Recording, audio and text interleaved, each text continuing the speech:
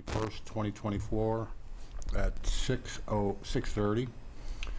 This is an in-person meeting. As a convenience to the public, it is available electronically via the Zoom link or via HWCam for viewing and participation. In the event of a technology failure, the meeting will continue in person.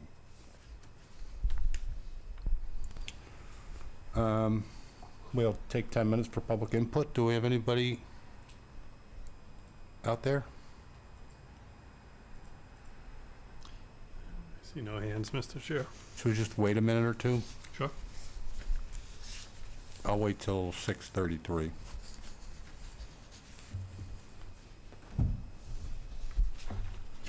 Yes, we have one person with your hand up. Okay, can we hear from Larry Oak, please?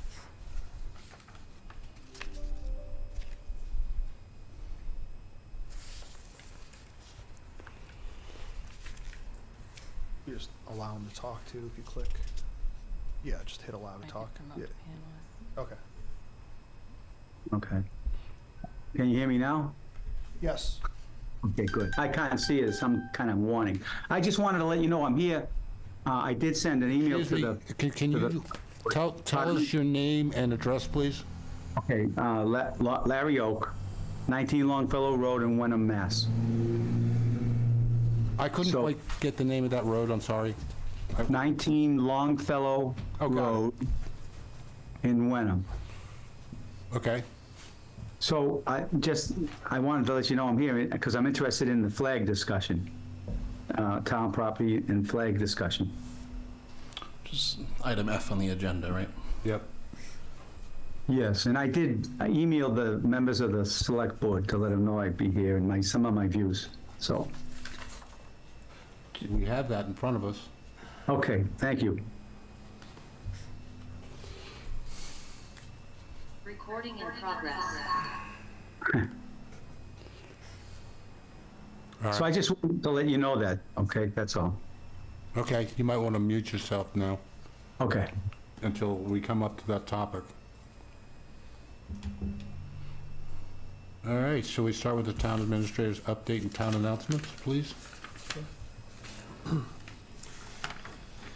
Excuse me, a few updates this afternoon. So the minute taker, the interested applicant, has declined the offer, is no longer interested in taking the minutes. We don't have a reason other than just no longer interested. We last week the board, or a couple meetings ago, Ms. Anger, I think, specifically inquired about whether a liquor license applicant can have some sort of open application for a year or something, and we did check with the AB, or Michelle checked with the ABCC, and they said that no, they can have a blanket insurance rider. However, every event has to be accompanied with a new application and a new tips certificate. That'll help. Yeah. I think one of the concerns that they were having specifically was that they'd have to engage with the insurance on a regular basis. So if they can have a blanketed insurance policy, that'll at least cut down on timing on their end. Okay, sounds Thank good.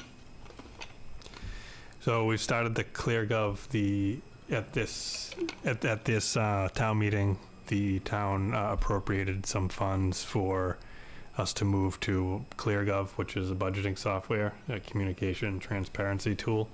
So we have contacted them, and we're starting the process of getting that up and running. So we're ready to pull the trigger. On July 1, we can move the funds, but they've already kind of gotten to the background, looked at look at a chart of accounts and our accounting software. We've already started to kind of brainstorm how we're gonna roll it out and get all the data exported into their software. We met a couple weeks ago with the family on Monument Street that had one of the child get hit by a car when waiting for the bus. So public safety and Rich from DPW have been working closely with them as well. And they're going to be working up a request for the select board to reduce the speed out there to 25 miles per hour. So that will be coming probably at the next meeting. I also want to give Rich a shout out so that he'll be paving next week Walnut Road in a section of Larch Row.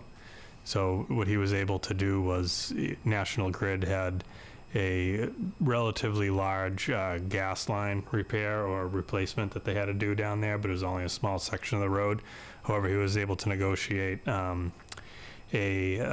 essentially funding to repair the road. However, he negotiated a sum of money, and he was able to leverage his asphalt millings and pavement contract, and was able to pave the whole road for the cost of just the section. So that whole road is, getting paved by National Grid. We were able to receive it in a special revenue fund and use that money for that purpose. That's great. Excellent. June 14th is Flag Day. More information will be coming out about this on social media and on the website. We're going to be doing our annual flag burning down at Pingree Park. So if you're looking for a way to properly dispose of your worn or tattered American flag, this is the appropriate way to do so. And the Fire Department and Veterans Committee will be down there for that. And more information to follow. And that's all I have tonight.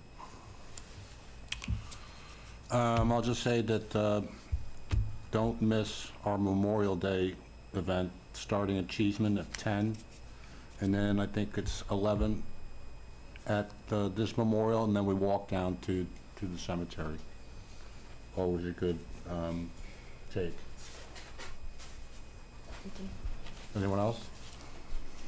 Not from me. Yes, I had the pleasure of participating in a project of 4 high school juniors at Hamilton Wenham High School who are doing a social studies or history project in Mr. Knatz's class regarding sort of public action or making a difference on certain issues. And these students chose the issue of increasing housing availability in Hamilton Wenham and how zoning affects that. And so they had asked me to do a sort of a podcasty type of interview with them for their project. And I was just impressed with how well prepared they were and the great questions that they had. Unfortunately, I don't know the name of the 4th student, but the 3 students whose names I do know are Trenton Merzick, Jack Rose, and William Phillips. So a shout out to those students for doing a great job and really thinking about how they can make a difference on policy issues in the community. Excellent. Should we send that to the planning board? Well, it wasn't that good. Okay. On my end. It was great on their end, but right now.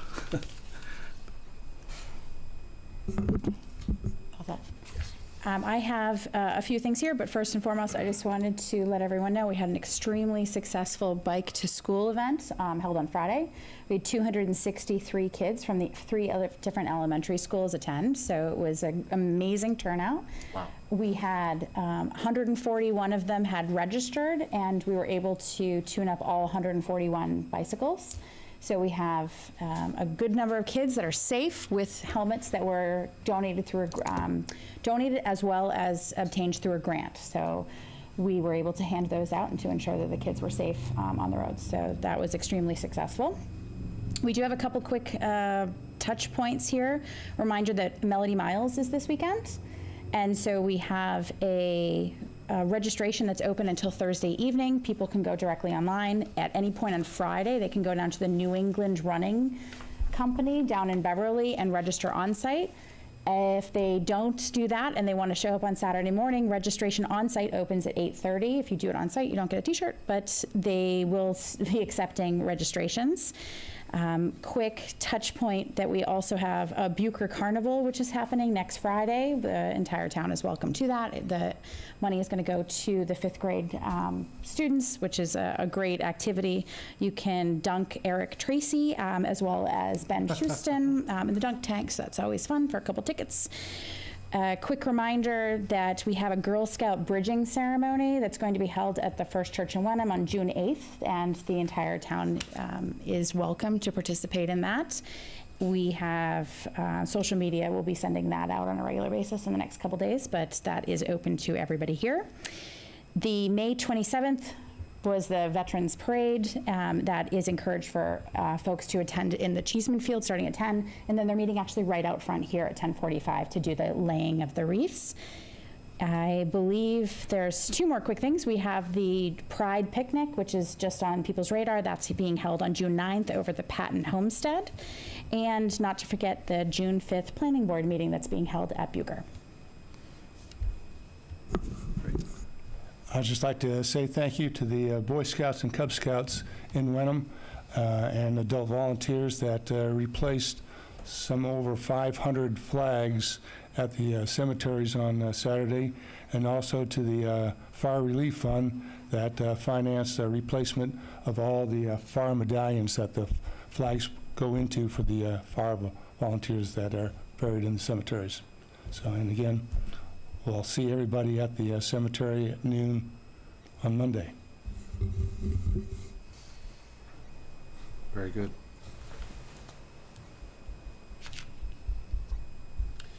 I think we're on to new business. There's some correspondence this evening. So there is, there was a few emails forwarded to me over the last couple days that I've attached, one of which is in the packet, and two which were just forwarded recently, and I printed it out for your reference. However, the entire board was on the recipient list, so you may have already read them. So this is for any discussion or not, but the floor is open for you to discuss. So walking here, I ran into Steve Cavanaugh, and he said there is a U.S. policy for flags, and we should just abide by that. So, just a clarification question. So the correspondence, some of it was about the flag policy, which is later on the agenda, right? Yeah, And then- two in reference to the flag policy, and one was in reference to the MBTA zoning information request. So, Mr. Chair, should we wait to I'm deal fine with with that. the flag policy Yep. until we get to that? And then the other one was about MBTA communities, which is not on the agenda as a separate item tonight. Is that right? Yeah, so this, where the timing of it, where it came in, we put it into correspondence Right. so the board could Address it now. address it now. Yeah. I don't know, I know So did Ben I had, see the email chain right? Did you say Yes. you would craft a response? Yes, so, right, so there's a citizen in the town who sent an email with a series of questions Yep. about the MBTA communities law, the so-called Section 3A of Chapter 40A. And I volunteer to work with Dan Pasquarello. Dan doesn't know I'm recruiting him yet, but on the planning board. And perhaps Margaret Hoffman as well, who's been heavily involved in the planning for that, to draft some responses to those questions that we could then look at maybe at the next select board meeting. Sounds good. In the meantime, I don't know if it makes sense for the citizen who sent the email for someone, maybe you, Steve, to reply to her to just to let her know that the select board is taking Yeah, so questions right. under advisement. Yep. I think some of these are information requests and some of them are opinion, so the board is not obligated to respond under, information requests, freedom for information requests. However, a response is due within 10 days of the initial request, so I can do that and give the board time to meet, discuss, and formulate their responses if they wish to do so. Gary? And I think it'd be appropriate right now to, as it's included in the email, to remind everybody in the community of the forum on this subject on June 5th. That's where we really need people to turn out and get informed on this major issue. Will our next select board meeting be before June 5th? For On the 4th. Oh, the 4th, okay. So it'll be a preview of coming attractions, maybe, if we're discussing it then.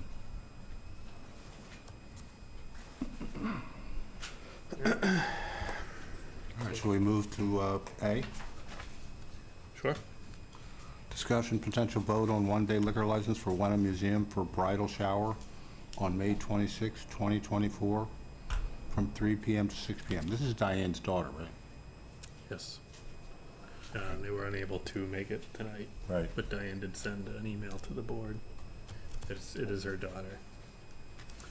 Betty, let's go. Any discussion? Nope. Are we invited? Do we have a motion? Move to approve the one-day liquor license for Wenham Museum for a bridal shower on Sunday, May 26, 2024, from 3 to 6 p.m. Second? Okay, any discussion? Let's vote. Peter, yes? Deirdre, yes? Ben, yes. Karen, yes. Gary, yes. All right. All right, discussion and potential vote on annual block party, road closure for Puritan Road and Mayflower Drive, Saturday, August 24th, 2024, from 2 p.m. to dusk. Do we do B? Or? Oh, I'm sorry. Yep. So this is, this neighborhood does this end of the summer block party every year. It has been approved every year that they've requested it. And this year, like other years, we ran any concerns by the police and fire. They have no concerns. It's a good operation. They throw a good party, and so there's no concerns from a public safety perspective. Do we have a motion? Ben? Move to approve the annual block party road closure for Puritan Road and Mayflower Drive to be held on Saturday, August 24th, 2024, from 2 p.m. to dusk. Second.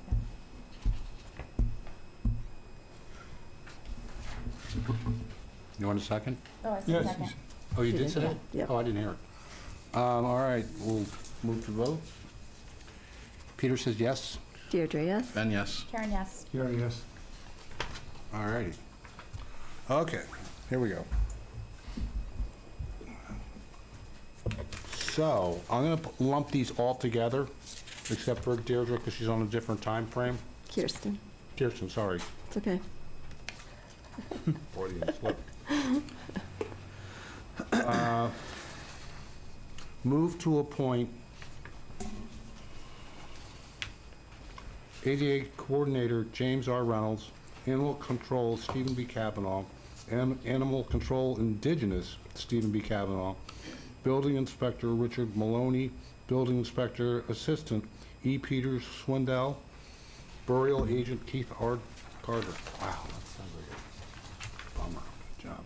Cape Ann Veterans Association, William J. Wilson III, Constable David O'Leary, Constable Scott R. James, Emergency Management Director Stephen B. Kavanaugh, Emergency Management Co-Director Kevin J. DiNapoli, Emergency Management Deputy Training Coordinator Jeffrey W. Baxter, Emergency Management Inventory Control Specialist Jason Lucatoni, Fence Viewer Richard Maloney, Finance Director Town Accountant Jeff Soulard, Inspector of Wires Dennis Kern, Inspector of Wires Assistant Dave Keenan, Liquor Agent Jason Lucatoni, Lumber Surveyor and Measurer and Wood and Bark Gay W. Rowland, Metropolitan Area Planning Council Rep Margaret R. Hoffman, Oil Burner Inspector Jeffrey W. Baxter, Parking Clerk Jeffrey Soulard, Plumbing and Gas Inspector Kevin Dash, Plumbing and Gas Inspector Assistant David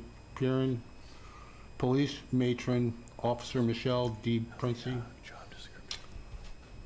Tree Warden and Superintendent of Moth Works Winslow A. Mulroy, Town Council KP Law, Treasurer Collector Belinda Young, for a term beginning July 1st, 2024 and ending June 30th, 2025. Second? Discussion?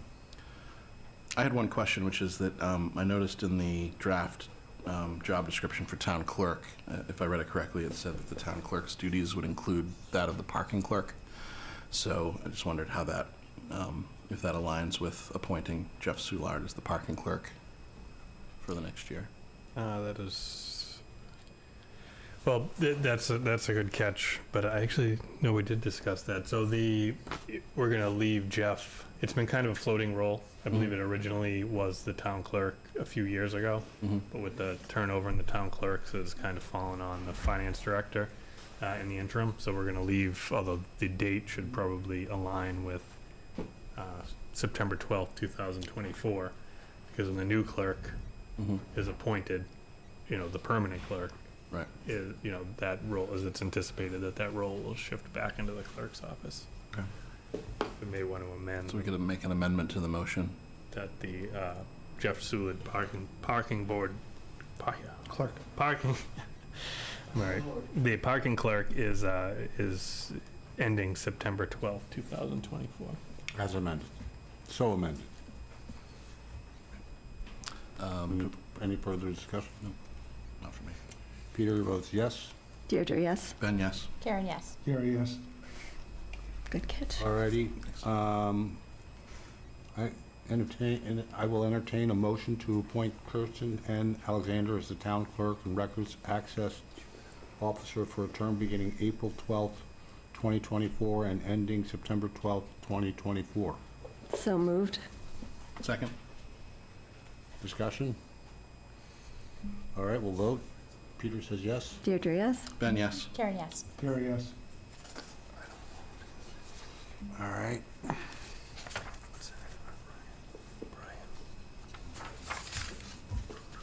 So, next on the agenda, review and a potential vote to approve edited CPC administrative assistant job description incorporating select board request.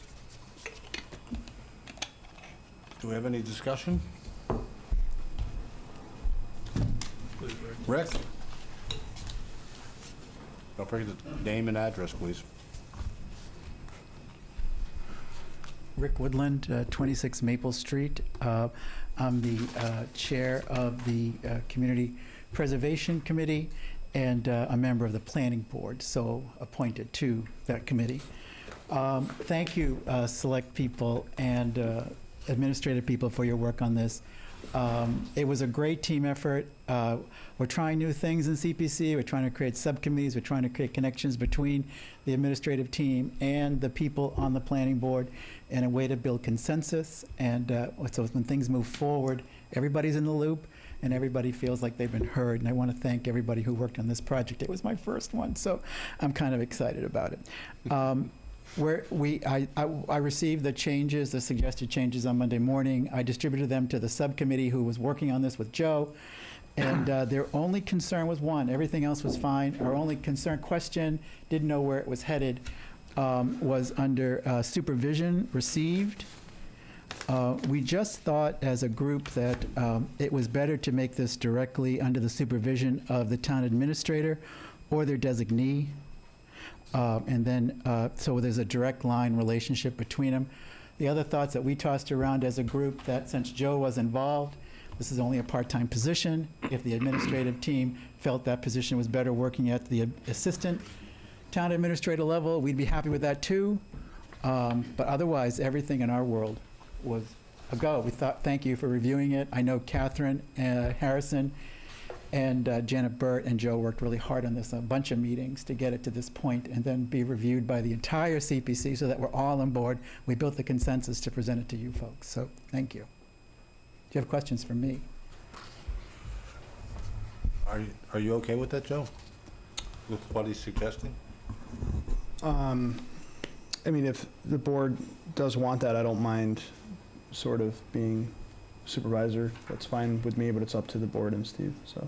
And we don't expect that Joe would do the work. I mean, he has some background in it, but this person's going to become, no offense, Joe, expert in that world. So, but I thought that would be a good connector initially. I mean, I'm fine with that. I just want to stress that, Joe, the idea of this position is to shift this off Joe's plate and, Yes. shift him on to some other needs. With that, I just want to make sure that, That's I guess, clear. expectations are set, right? That he's, he will oversee the person, but he's not, That it's is not clear. like a That's joint, clear with us. joint. Yes. Okay. The other thing is just, it's not in here, but it's not necessarily part of the job description or anything, is the application process, the resume review process, our current thought, and we can work this out as we go. It's not something that's in this document. Our team thought it would be best if we reviewed of course, everybody can review the resumes, but bring forward 1 or 2 or 3 candidates for town administrative approval.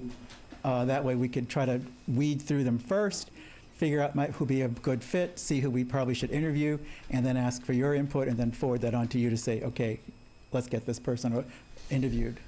Well, just so you know that that sorting through the applicants would have to happen in an open meeting. Okay. And, we might want to notify the applicants that, that their name is going to be discussed in open meeting, and if they have any other, employment obligations that they may want to let their employer know. So that is a little bit of a wrinkle in doing it. And there might be like some that. kind of form email that we could send back to the applicant that would disclose all that. We could probably work this out. That's what I'm saying. We can work this kind of stuff. Yeah, I mean, if that's the route the board. I mean, I had originally thought, include one or two members of the CPC as more of a working group with a panel of a couple town representatives, and go that way to avoid the open meeting conflict. But I don't think that's a problem either, Steve. So I think we can work that out, but just that there's some connection and some review process inside of the two groups working together. okay, yeah, I'm sure we can find something Great. that works for Thank everybody. you. Yeah, Yep. good. We have so far. So it sounds like changing that language to under the supervision of the town administrator or his designee would be the appropriate change, which would include Joe, but not necessarily exclusive to Joe. I like it.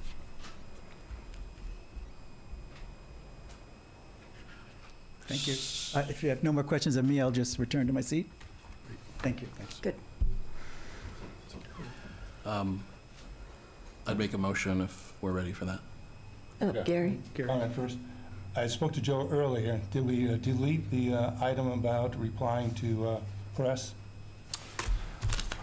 Right. That's a job only of the town administrator under general policy. Right, I believe under the select board policy and procedures, it's normally the town administrator that can be in contact with the press, but in the job description, it lists press in it, so we might want to omit that or strike that if, We would be totally fine with Conflict. that if that's an Okay. issue. Yeah, I mean, it probably. So there's no conflict or yeah, confusion there. Right. So strike that. yes. Where is that? Under outreach and training, The third.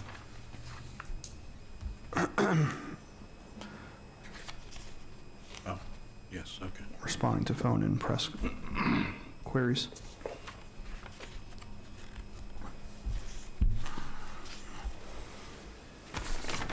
Do you want to move it? Sure.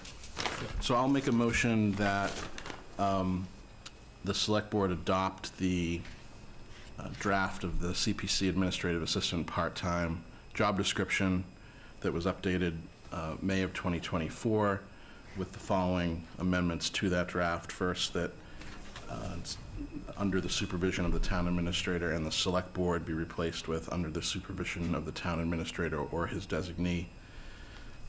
And second edit, that on page 2, under outreach and training, second bullet, where it says interface with public concerning CPC activities, including responding to phone and press queries and monitoring email, that the words "and press" be deleted.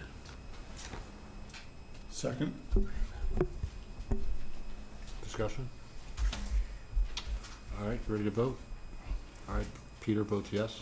Deirdre, yes. Ben, yes. Karen, yes. Jerry, yes. Unanimous.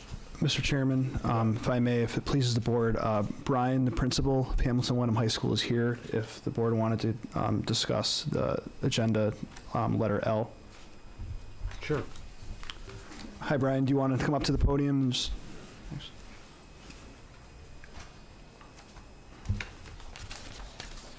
Good evening, everyone. So one thing we would like to do, and Libby, you're not hearing this, by the way. It's a surprise. One thing we'd like to do this year for the senior class, to honor them, but also as sort of, I think, a community building event, is to put signs of each of the graduates down 1A in both Hamilton and Wenham. The signs would have their name on it, senior picture on it, and the idea would be to put it out, just after Memorial Day, leave it up for that week. Through graduation, which is Saturday, June 1st, and then pick them up, probably early to midweek after graduation. And again, it's just a way to celebrate the kids, a little bit as they're on their way out the door, but also, you know, it gives the community, or it's a touch point for the community with the high school kids, and they can, you know, see how far they've come, you know, since they were running around that high, and, you know, now they're, you know, adults on to bigger and better things. I think it's a great idea. Great idea. Gary? Just a couple of questions. One, are we going to have these signs just in front of public buildings, or how are we coordinating with private property owners? So And the what- second, given the times, I assume we have permission slips from all the parents to display their underage children's? So what, I was with Hamilton last night, and, you know, what they said was it can be on the public way, and they define that as that, I guess, the grassy area between the curb and the sidewalk. It's really where they could go. Well, but there's no public way, it's a state road. Yeah. So I've looked to you for guidance on that a little bit, I guess. So perhaps the solution might be to place them only in front of public buildings, so in front of Pingree Park along the stone wall, or in Town Hall, or so forth. It's possible, yeah, we could do that. I'm looking for guidance from the How many garages do you have? 117. How many from Wenham? That's a really good question. It's 40, probably third. half and half, maybe, just assume that, I So- guess. Imagine 40 signs on Pingree Park and out in front of Town Hall. Should be good room. What's that? Should be enough room, Yeah, I think so. Yeah. and centralize the attention to. I think it's a great idea. Would it be too much of a burden to place on the DPW to have the DPW work with the high school on, you know, what's a public way and where the signs could go? Well, to the extent that they will know where the public way ends and the private land begins, because I know some of those markers are buried feet under the ground. I mean, I'm sure Rich is always willing to help, so to the extent they can help, sure. And the permission slips? So what we've done is sort of made it passive consent here, where we said we're going to go ahead and do this, but if you don't want the sign out, just let us know. Some of the kids are 18 as well at this Right. point. I have a quick question from an inclusion aspect. Having your senior photo taken is a pretty significant monetary value. Yes. At this point, are there any kids that maybe don't have a photo that will be essentially called out by the community for not doing that? Is there a fund that we can establish that, or is there anything that can pay to help support these kids? I don't want to Yeah. publicly embarrass them. Right. Yeah. So we do have photos of every student, so that way everybody can be included. Okay, in but that, that's more my concern. Yeah. No, that makes sense. Other than that, I think it's a great idea. Thank you. Entertain a motion? Karen? I'll take this one. Okay. The last page. Move to allow the Hamilton Wenham Regional High School to place signs 18 inches by 24 inches with the graduating seniors' names along 1A for the week leading up to graduation in front of municipal-owned properties. Second. Ready to go?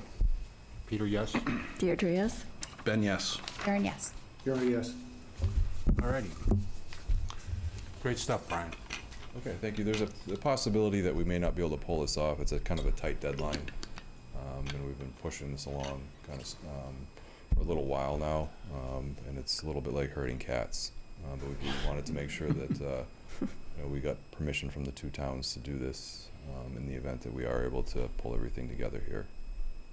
It's like everything else in school.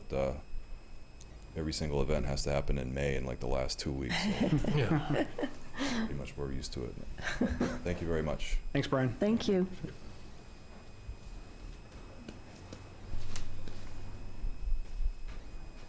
So we're on F, right? I think so. Yes, I believe if you want to take F and H together, separately, but there's going to be some overlap in the discussion. I can start those off, and then the board can take it from there. Okay. So firstly, F is discussion and potential vote to adopt a flag policy. So there's a recent U.S. Supreme Court ruling that is, basically council's opinion is that, really highlights the need for a policy, not just for flag use, but for use of town-owned property, and that includes things like the light board, the website, social media, and that we review our policies and that we have one in place that is specific to allowable uses, because the city of Boston, did not have one, and they were found that it was against the First Amendment of a Catholic group that requested to fly their flag on their flagpole.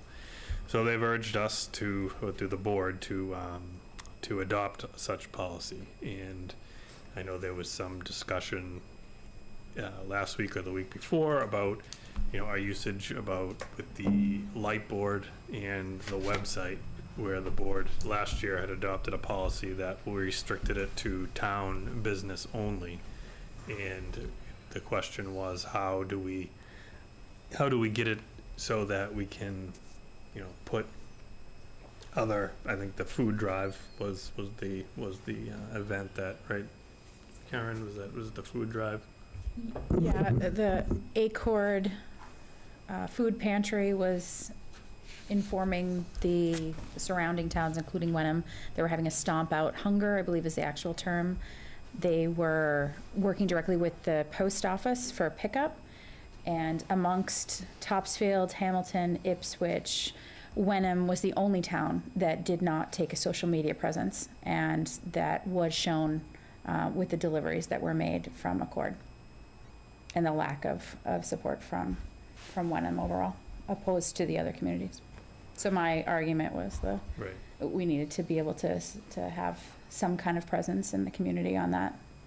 And so council's opinion, both with flag policy and use of the light board and website, is, as narrow, to have a policy and be as narrow as possible, right? You want to be specific, and opening it up to one organization, private, nonprofit, kind of sets a precedent to, the board having to make a decision each and every time, and then at what point does it become discrimination?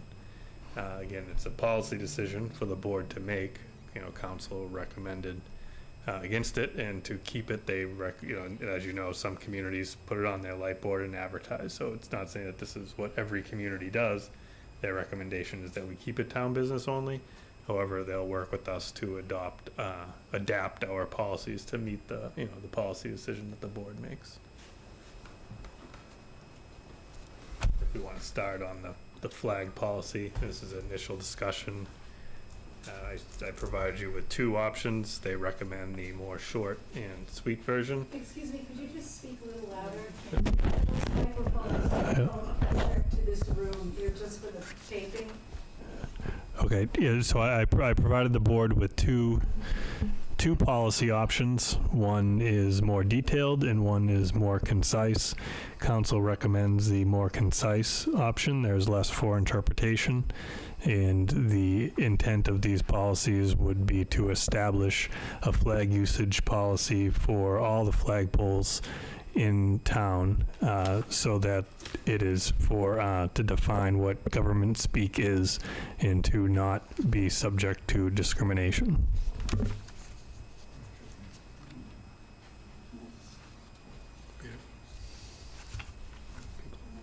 Yes? Yeah, please step up, state your name and address. Marjorie Gajewski, 7 Perkins Street, Wenham, Mass. I have been a resident here for 45 years, and I always do vote for pretty much everything that everybody wants. I understand that this is about the LGBTQ flag. To begin with, I have many friends, LGBT. The United States, I'm going to read this. The United States is a home to people of many nationalities, racial, ethnic, and many other origins and beliefs.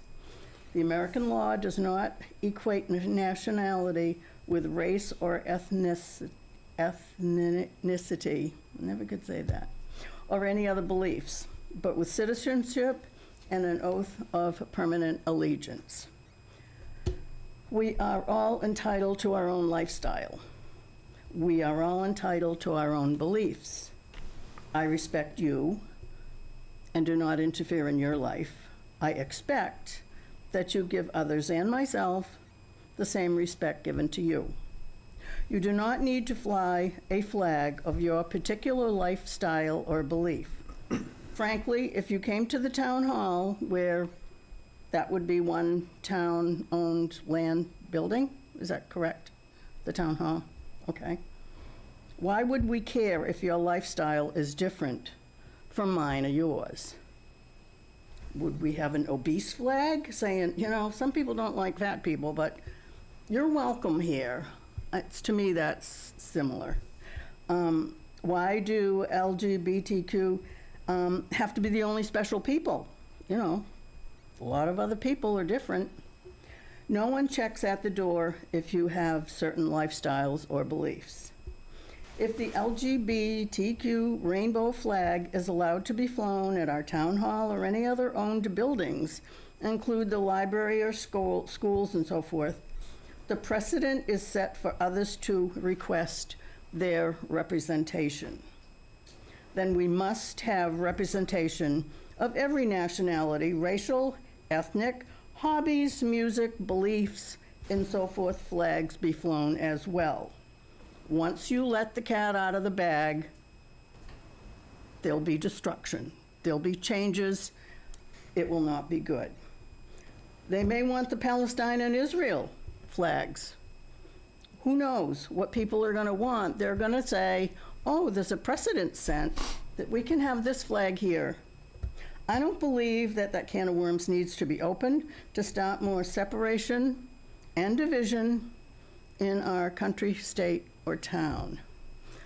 I hope you vote against having all these flags, because once you do it, you will have everyone on the doorstep wanting to fly their flag. And there is a flag policy in the United States. Thanks very much. I hope you understand that, because I can come up with a lot of flags too. All kinds of things. I'm Irish. Should Irish flags be put there? Should Polish flags be put there? Should any other color flags be put there? So I think it's opening up a can of worms just for this one particular group. And there's a lot of groups out there. Thanks for listening. Thank you. Any thoughts? Anyone else want to speak? Yes. Please. Is there anyone else speaking? I'm Jackie Hodge, 808 Old Country Road, and you may be aware that the Board of Selectmen in Ipswich last week have changed their policy and restricted it. I think we all know that that's probably a result of a concern over lawsuits relative to the May 2nd, 2022 unanimous Supreme Court of the United States decision in Shurtleff et al. Versus the City of Boston. I think that's really what's before Wenham tonight, and I'm glad to see that council is suggesting that Wenham review this. You may be aware that it was a unanimous decision, and Boston was had to pay damages of $2.1 million. And so if a city or a town in Massachusetts or in any state of the union is not keeping this ruling under consideration, they're opening themselves up for clear case law that's already been decided in the Supreme Court of the land. So you may be aware of that. I would imagine that's why town council is suggesting it. Ipswich has restricted it to the, you may have seen the notice of it last week, but my recollection is the United States flag, the MIA flag, the state flag, and I don't know if they mentioned town flag or not, but certainly that would be appropriate. And I spoke with Dean Peterson, who, as you know, is the head of the Vets Committee in town, and he explained to me that they have jurisdictions over several poles in town, and I don't have my notes with me. I've been out working all day. And they limit it to the U.S. flag and the MIA flag. So it's at least one jurisdiction. I'm not exactly sure, but I'd like you to consider that. So again, I think this is.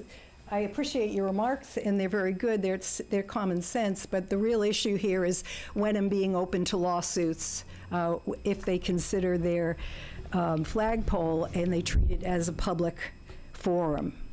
My understanding is that the Pro-Life Legal Defense Fund, which is a group of lawyers in Boston, has sent written notice in late Q4 of 2023 to every city and town in Massachusetts, and that was 341 cities and towns, requesting that if those municipalities have a flagpole and they treat it as a public forum, they made a formal request in writing that their affirmation of life and family flag be flown. They received responses, and I won't give you that data, but Wenham responded on 11/25/23, and my understanding is it's still under consideration. So that's nearly 6 months, and I don't know if you have addressed that topic or not. I have a sample of the flag in my briefcase if you'd like to see it, but based on the case law and the unanimous SCOTUS ruling, which, yes, it is a First Amendment issue, it's more than just personal preference. It's law. So as a Wenham taxpayer, I would hate to see the town sued, and then the taxpayers, they really, in view of the ruling, I'm not sure that any municipality would fare well if they consider their flag to be a public forum but deny certain flags to be flown. I mean, it's been settled.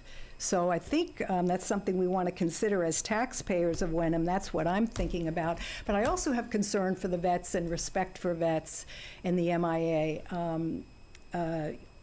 I think last year we had the whole month of June for 30 days, a public forum flag that reflected a certain position.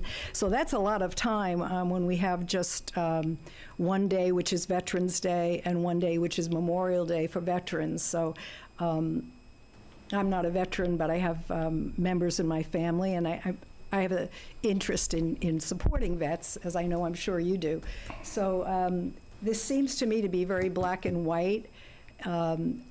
So I'd like you to consider my comments. I don't really have a question. I just wanted to provide that information. But again, the case was settled in the Supreme Court 2 years ago, as of May 2nd. So this is really prudent for the board to consider, especially for any kind of litigation potential, because there won't be much to base a case on, because the flagpole here has been used as a public forum.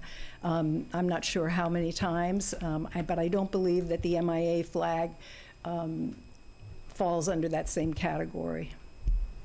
So thank you for listening. If you have any questions, I can show you the flag if you're interested. I would like to know if Wenham is going to consider that request that was sent by the Pro-Life Legal Defense Fund of Massachusetts. I just have a question. So is your position that the town should fly the pro-life flag but not fly the LGBT flag?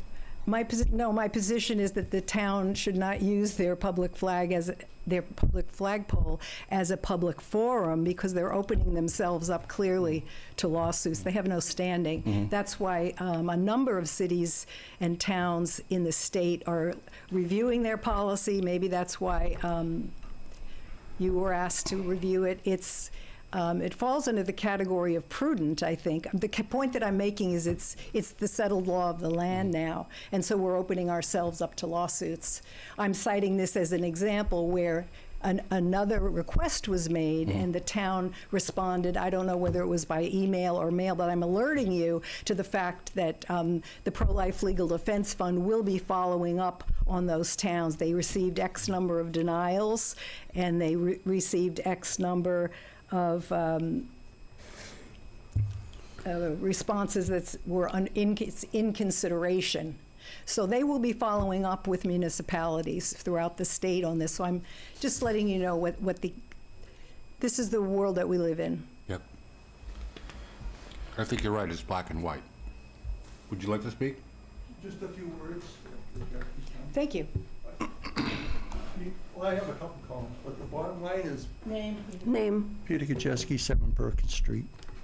If you allow one, you have to allow all. Yep. That's the bottom line. Rick?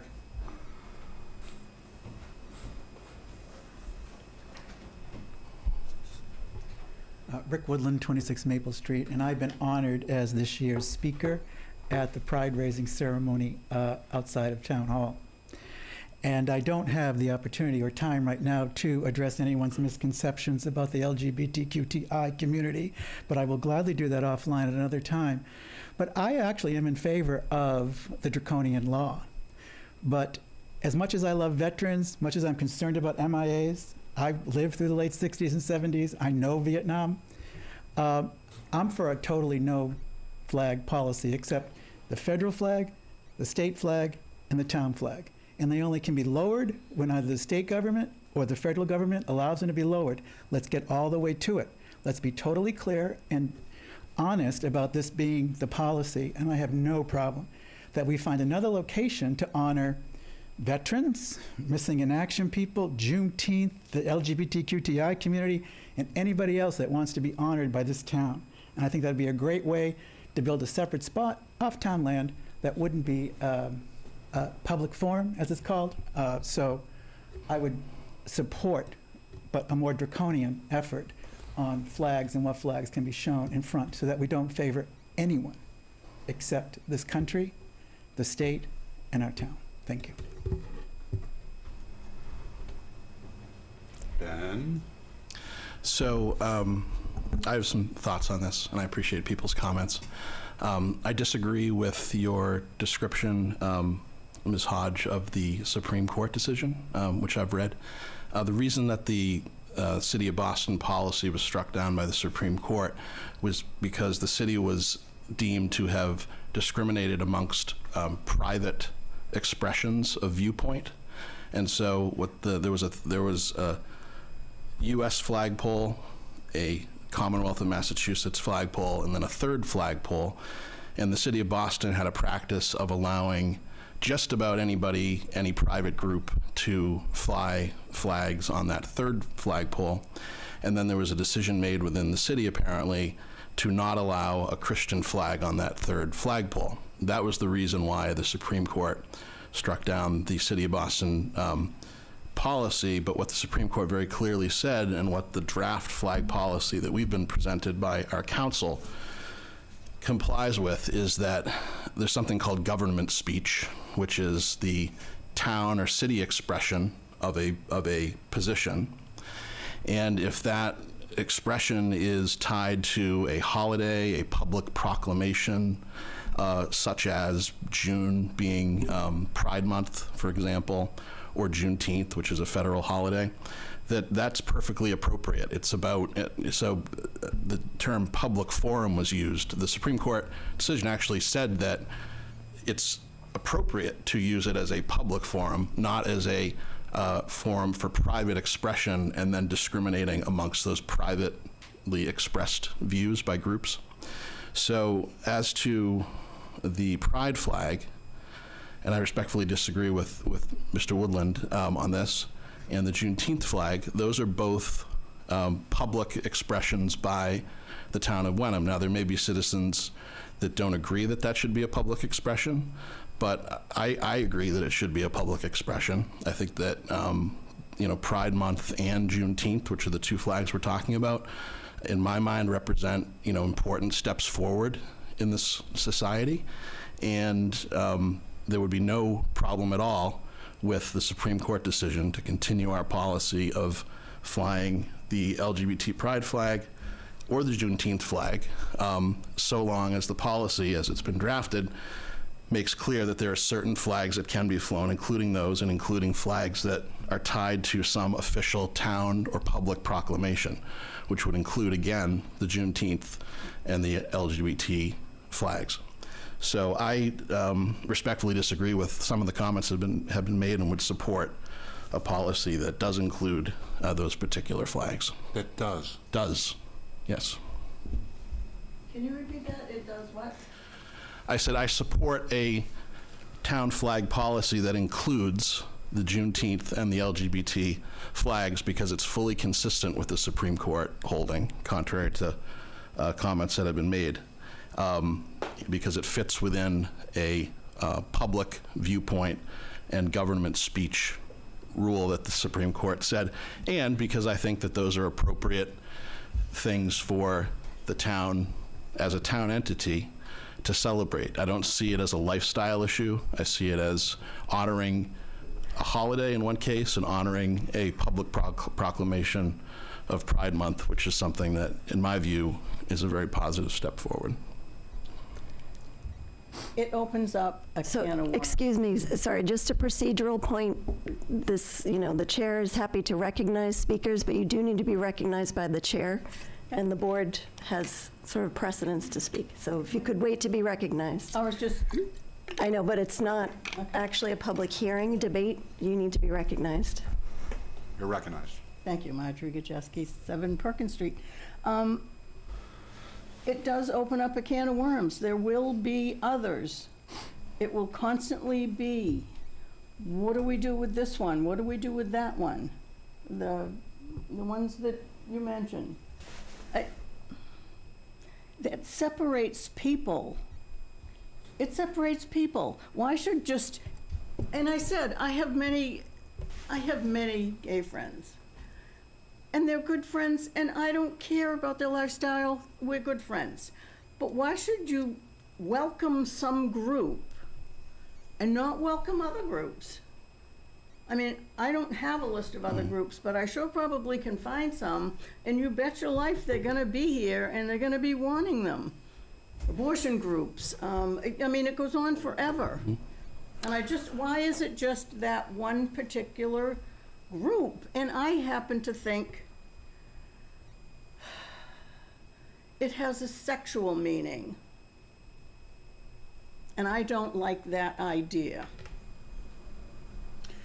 Notwithstanding that, Procreation is man and a woman. And I don't want to hear about all this stuff and be welcoming people who, and I love all my friends, but it's shoving it in people's faces and welcoming one group. Now, if we could have an umbrella of, okay, these are all the groups under one flag that needed to say something, or be, like I said, obese people, There's a lot of people who don't like to sit with bigger people on planes and stuff, like, they like to be welcomed. They want to be like everyone else. Why is it just this one group? And I just don't understand it, because it's opening a can of worms. And I consider myself obese because I'm 5'1" and I weigh more than I should. So just understand that there are people, it's going to just snowball. And it's going to go on and on and on. And thank you for listening. Thank you. Ben? Oh, sorry. Do you want?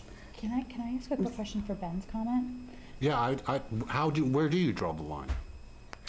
Well, can I ask you a quick question? Sure. It just went for the comment. So when we're looking at Juneteenth and we're looking at Pride Month, there's 4 other months that are actually federally recognized. So one of them is Native American Indigenous Month. You have Black History Month. You have Spanish American, and you have Asian American. So as far as a bucket, would those also be incorporated into the town? Because they actually fall into the federal guidelines of that exact Pride Month. So is that something that also is considered? So I just don't want to call out one and not call out the 5 total. Right. Well, I think it seems to me that it's within the discretion of the board, as has been drafted in this policy, to identify those flags that we say should be flown. And again, as long as it is tied to some kind of public proclamation, that doesn't mean that we have to, list every other public proclamation flag. I do think that we should give future select boards the ability to add, other public proclamation flags that are associated with that. But I just want to make, clear my viewpoint that this in no way violates the Supreme Court decision. I read it very carefully. I'm familiar with the Shurtleff decision. And flying the LGBT flag and the Juneteenth flag in no way violates that Supreme Court decision. And anybody can sue anyone for anything. I know that because I'm a litigator. But it would be a baseless suit. So, actually, Rick would like to be recognized. I'd like to hear what like Gary and you think, Deirdre, please, before we go to somebody else.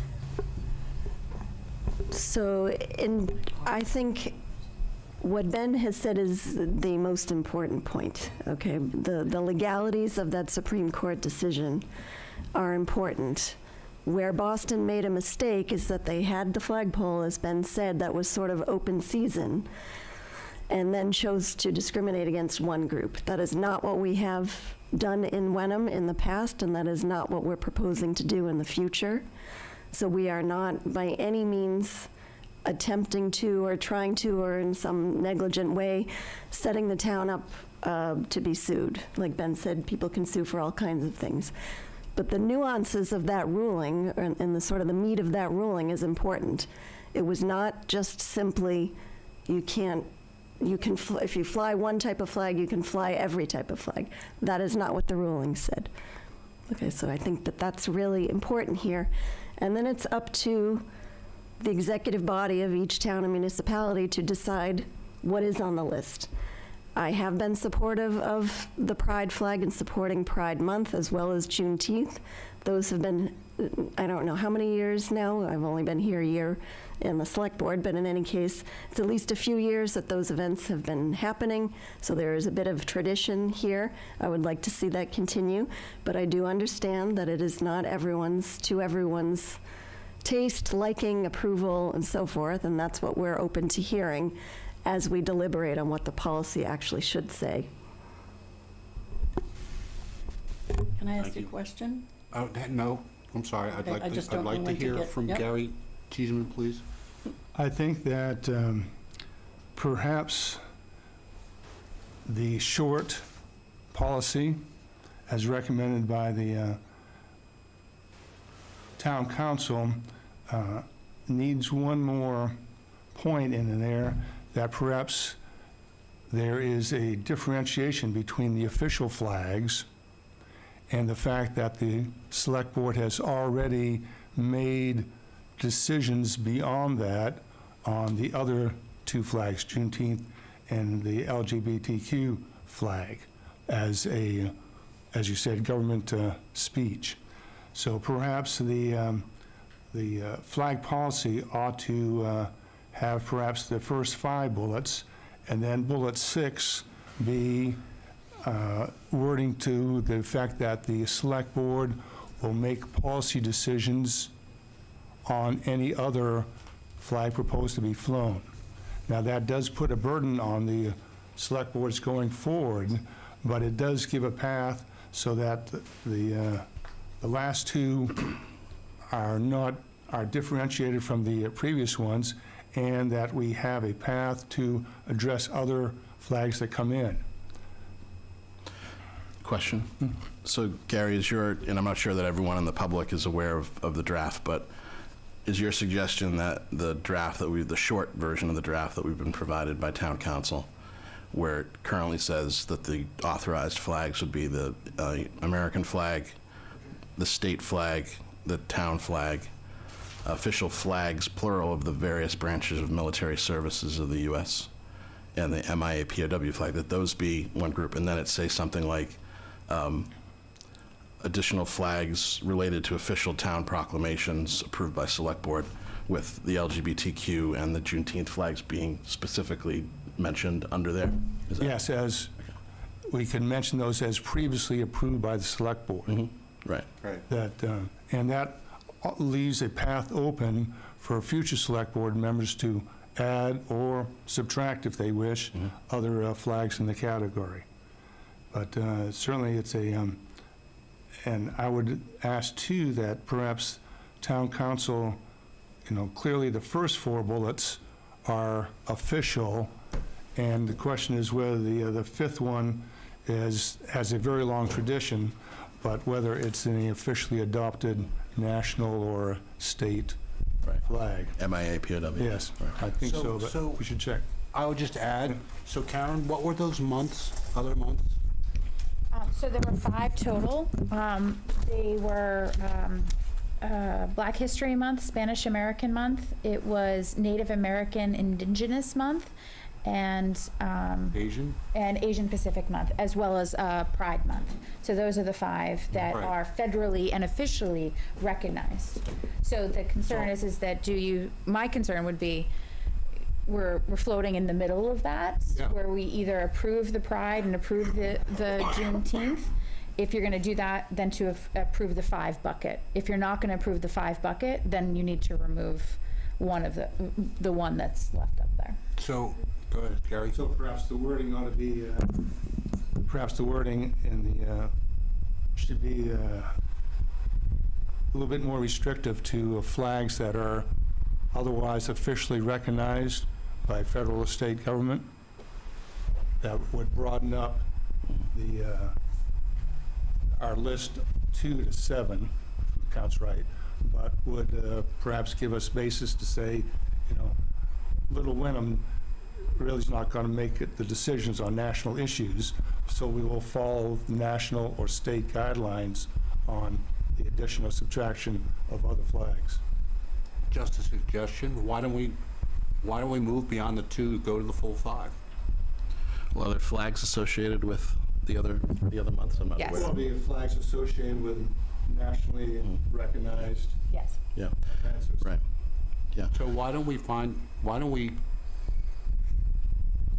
get examples of each of the 5 flags and just look at them and decide whether we want to just say, yeah, we're going to do 5. In addition to, the U.S. flag, the state flag, and the various military branches in the MIAA. Gary. Question for Steve. Did the town council address the, I think we counted up 11 flagpoles in town. So can the policy apply to just a single pole, such as on town hall property? Or does the policy have to apply across the board? And, perhaps, I'm thinking the cemetery or the war memorial, some flags have clearly designated environments that might be restricted just to the American flag or something. And that we would, can we just do a single, a town hall, the center of town, to address the other list?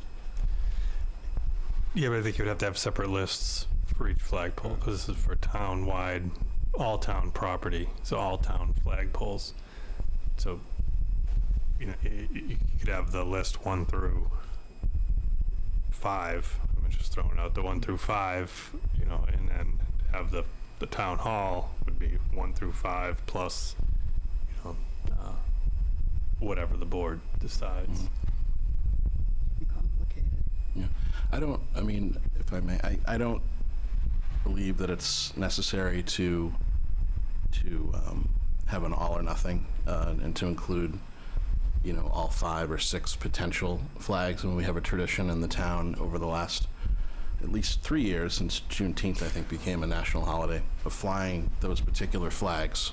Once again, fully compliant with the law, fully constitutional, and a tradition that we've undertaken as a town. And it's certainly the case that not everybody might agree with that, but there's no legal problem that I'm aware of identifying those flags and then perhaps having the sort of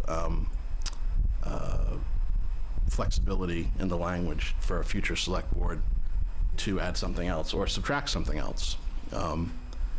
So that's, I like Gary's original amendment proposal of doing it that way. And I certainly don't see any legal I'm fine issue with that. The only thing I'll push back on is Native Americans. I mean, we have a rich history with Native Americans in New England, Right. especially this town. Right. No, I agree. But if we were to adopt the policy in that fashion, we or a future select board would be free to take a look at That the one. Native American flag and say, and I Which forget. is what I suggested. Yeah, forgive me. I don't know what month that's commemorated, but whatever month it may be, and that could be decided at that point. But I don't think we should do away with a tradition of flying the two flags in question while we wait to figure out, some of these other flags that may or may not be appropriate to fly. All right, so Gary, do we have a motion? Could have a motion, but do we need to run this all by KP Law Well, yeah, if you want, I mean, one more time? you can make a motion or clarify. Yeah. But I mean, we're also happy to review the tape, draft it based on your discussion, send it back to KP. Just maybe they want to, I mean, they always have to make some change. Yeah. So they'll change something and then we'll have it as old business next, or just proceed and make a motion and take the vote now. I'm totally fine either way. I mean, I'm personally am comfortable in forming a motion based on what we've discussed, and I think that what I have in mind is fully consistent with language in both the short policy and the long policy. I recognize there may be other public comment that the chair, is going to entertain either now or after a motion is made, if it's made and seconded, but I'm willing to make a motion now if that's the pleasure of the chair. Assuming legal approval? Sure, yeah. Okay. So I would move that the town of Wenham adopt the flag policy that is part of our packet as the so-called short policy that begins Roman numeral 1 introduction. This policy is intended to address flags allowed to be flown on town of Wenham flagpoles. I'll just read the whole thing. It's not so long. So let me just start again. So I move that the town of Wenham adopt the following flag policy. Roman numeral 1 introduction. This policy is intended to address flags allowed to be flown on town of Wenham flagpoles. Roman numeral 2, flags allowed to be flown. The select board authorizes the following flags to be flown on town-owned flagpoles as an expression of the town's government speech: the official flag of the United States of America, the official flag of the Commonwealth of Massachusetts, the official flag of the town of Wenham, the official flags of the various branches of military services of the United States of America, the official MIA POW flag, flags related to official governmental proclamations approved by the select board, including sub-bullet LGBTQ plus pride flags and Juneteenth flag. No other flag shall be allowed to be flown on town-owned flagpoles, as those flagpoles and this policy are not intended to establish or serve to create a forum for private expressions, period.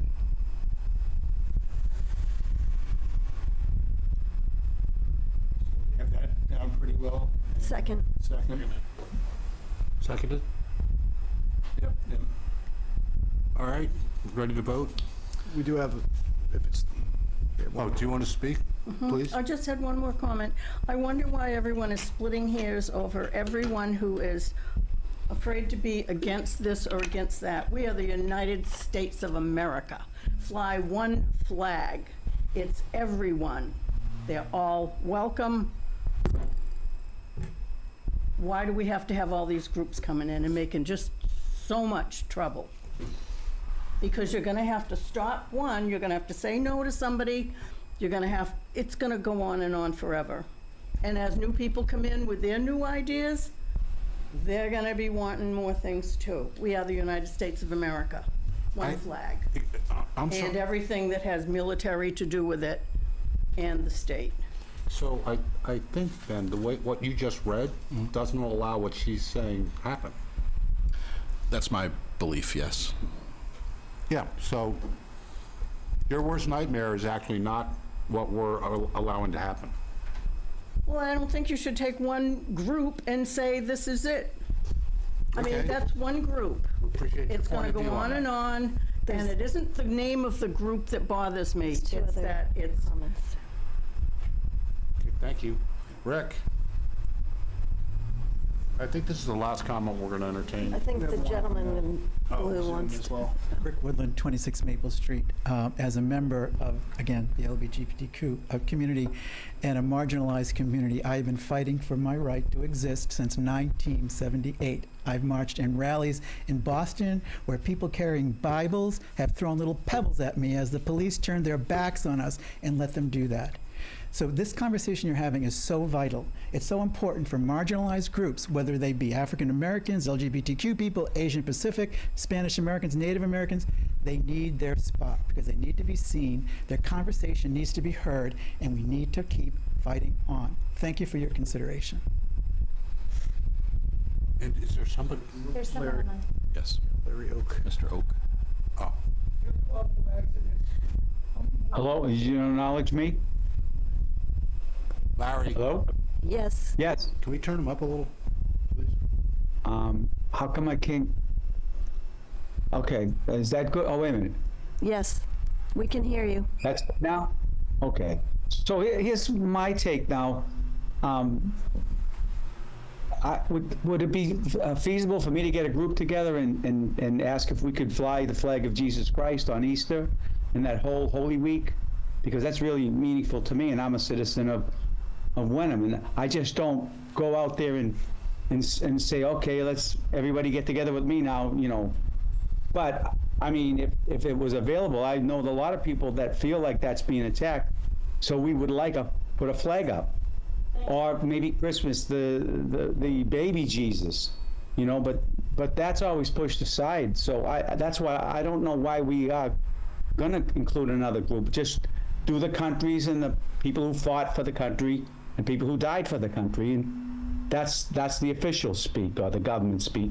And the other stuff is private groups, and we all want to live and get along, but we never do. But we'll try, you know. But it shouldn't be some group can and some group can't. That's my take. Thank you for your input. Thank you. Whoops, sorry, I didn't mean to do that. So, we have a motion. It's been seconded, right? Yeah, Yes. we both second you. Shall we vote? I have a quick question. So we are not voting to review whether or not we want to add the additional 4. We're just going to keep it as is. No, I think That's the, That's the motion. The motion includes a new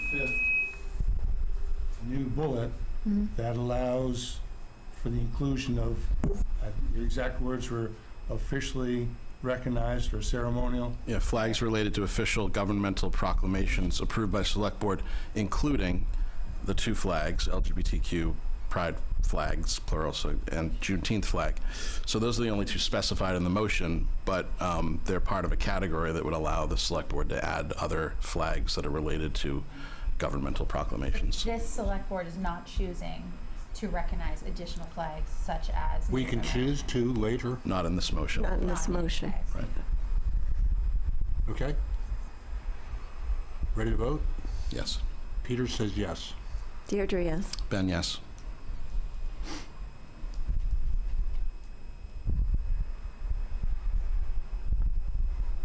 Karen, yes. Here, yes. There we go. Thank you, everyone. Good discussion. Thank you. Thank you Appreciate for it. Thank coming you, in Larry. person. Thank you, Larry. All right, so now we're down to the town clerk Can I job just description. add one point? So, having done that, we're running it by KP Law to tweak and make sure the exact wording complies with, Yeah, I will run it. I will report run it back by to him. the, Yep, next we'll meeting. report back. And then as far as the light board policy, the town website, social media policy, would you like to is it the board's wishes to explore opening that up or remain as town business only? It's town business only now. Yes. I say stay town business. I mean, I read the draft of it in the packet, and while it is confined to town business only, I think there was a category in there for community-wide events. There was, I think it said town-sponsored. So there would have to be some official select board or other action taken, right? well, That's my read on it. So Bike to School Day was up there, which is community wide, including Hamilton and Wenham. It was not town I think sponsored.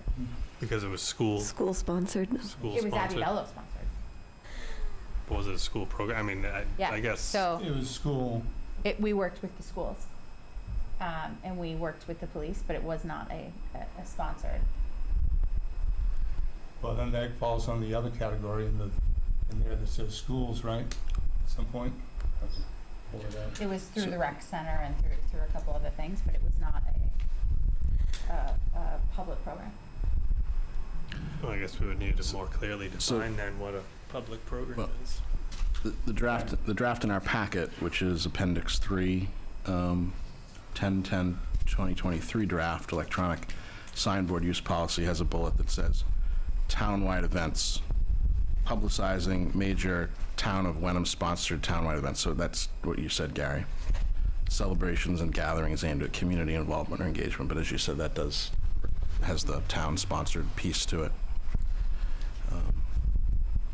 But yeah, Bike to School Day might be a little different, even though it's not town sponsored. It's town. I mean, I guess my interpretation was it was to school. I mean, Like, I It's a could have. school- it's a- school committee it's a approved weird- it, right? Peter. No. Well, someone had to. Eric, I talked to Eric about it, and he said yes. Okay, well, the superintendent of schools approved it, Yeah. right? But we didn't go in front of the school. Yeah, I mean, I guess, I would need more clarification. Like, my interpretation was that that was, a school-associated event. I mean, I'll enforce whatever, but I guess I may have misinterpreted the The event. sign is plenty busy with just the actual town business as it is.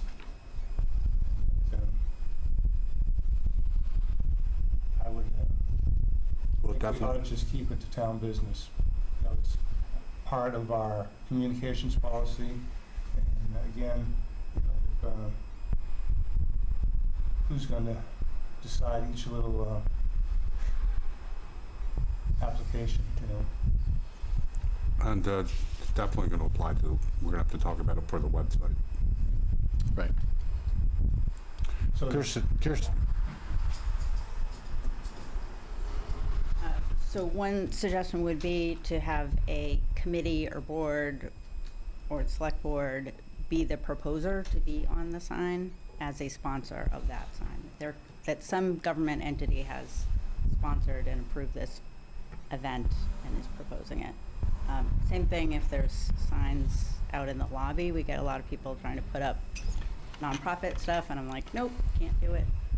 But government things be okay. So that would be one way to clarify who is sponsoring something.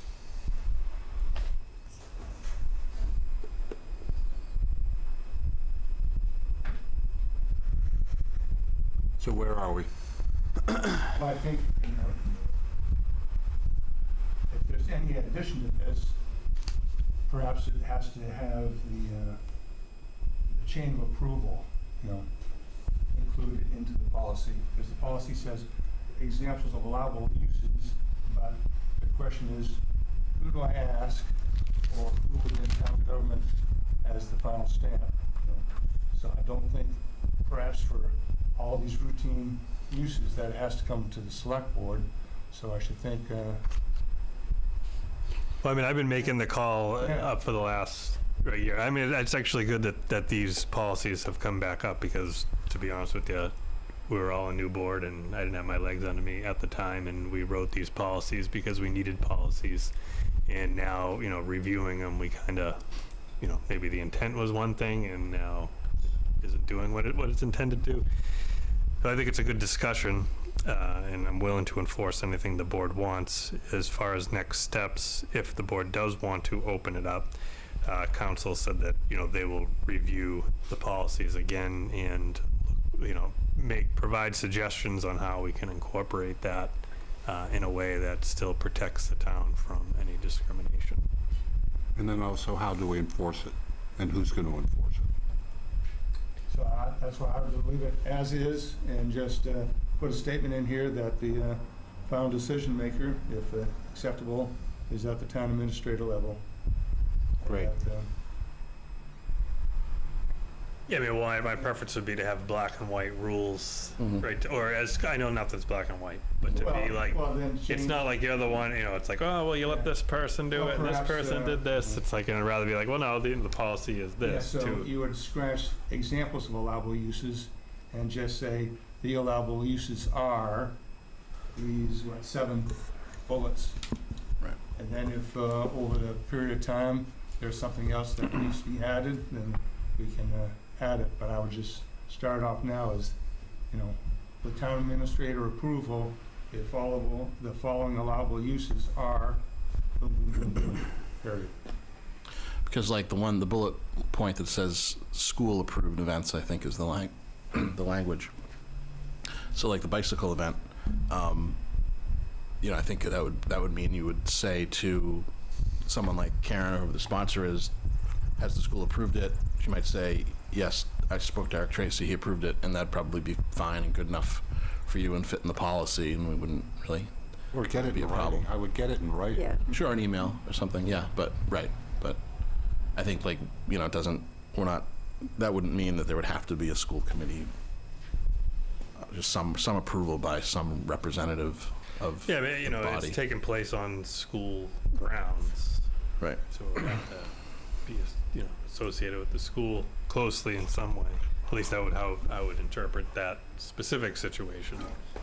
Whether Eric Tracy, without knowing whether Eric Tracy, allowed it or the school committee, just the fact that it was happening on school grounds with our students, would be, I guess, my interpretation good enough to go on the whiteboard.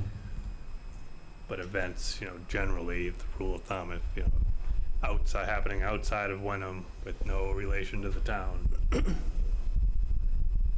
the way I interpret this, and again, I'm open for change, but the way I've been interpreting it for the last 18 months or so is that it's been a no on the whiteboard and social media. So social media is the tough one because Hamilton has done an excellent job with informing folks of upcoming events. They really have a touch point with the community on all different levels, seniors to down to the little leaguers, and they're able to not only get notices out, but they do an excellent job with being able to connect with the community. And if we're gonna do it based on solely these 7 from a social media aspect, I think that there's a community touch miss.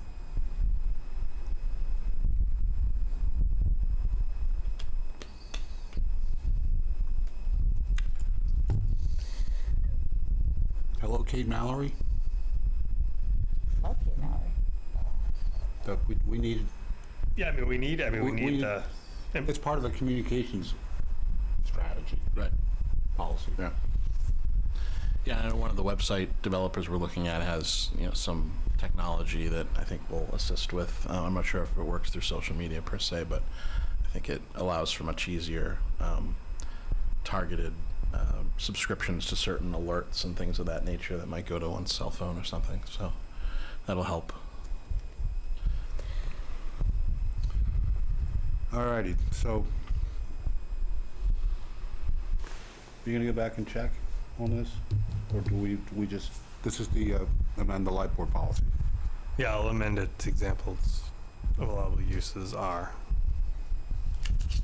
All right, we'll look at Or it is that again the- next meeting. Is that all right? That you want to bring it back next meeting? Sure. Why not? Can we find Is out it what too much? Hamilton's actual ruling on that is, like what their exact policies are for social media? The light board's different. It's 30 characters. Social media's not. Well, when you get into social media, it's much like the website that we're going to have special protocols to determine who links into us, right? So, yeah, right, for security. Yeah. Yep. So maybe end of June. Not the next one, but the one after that. Is that all right? Yeah, that's totally fine. All right, shall we move on to approve the amended Pleasant Pond rules and procedures?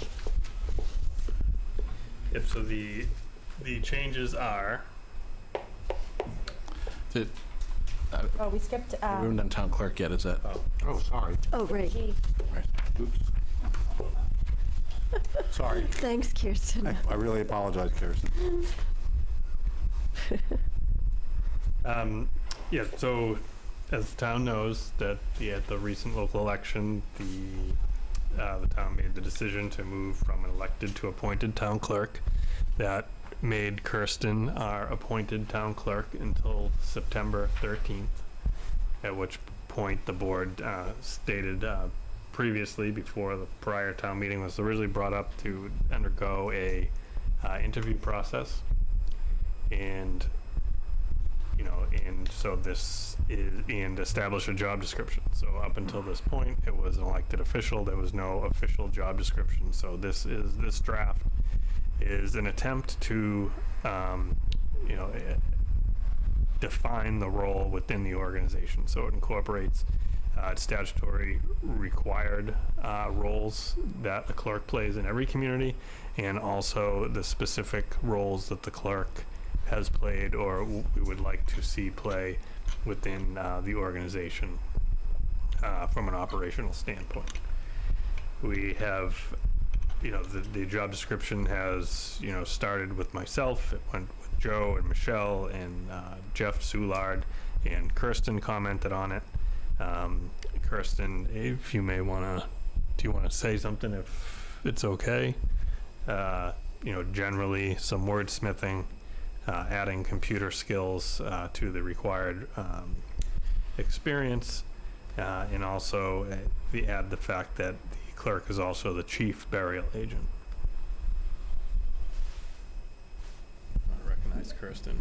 Yeah, Kirsten. Everybody, Kirsten Alexander, town clerk and resident. So I've been the clerk since April of 2023, and I've had a lot of time to sort of observe the role. With a consulting background, I'm like, how can we make it better, more efficient, into the modern era, clean it up, move it forward, and also streamline things, because it's an enormous amount of work for mostly one person. And over the last 10 years, the clerk role has changed dramatically.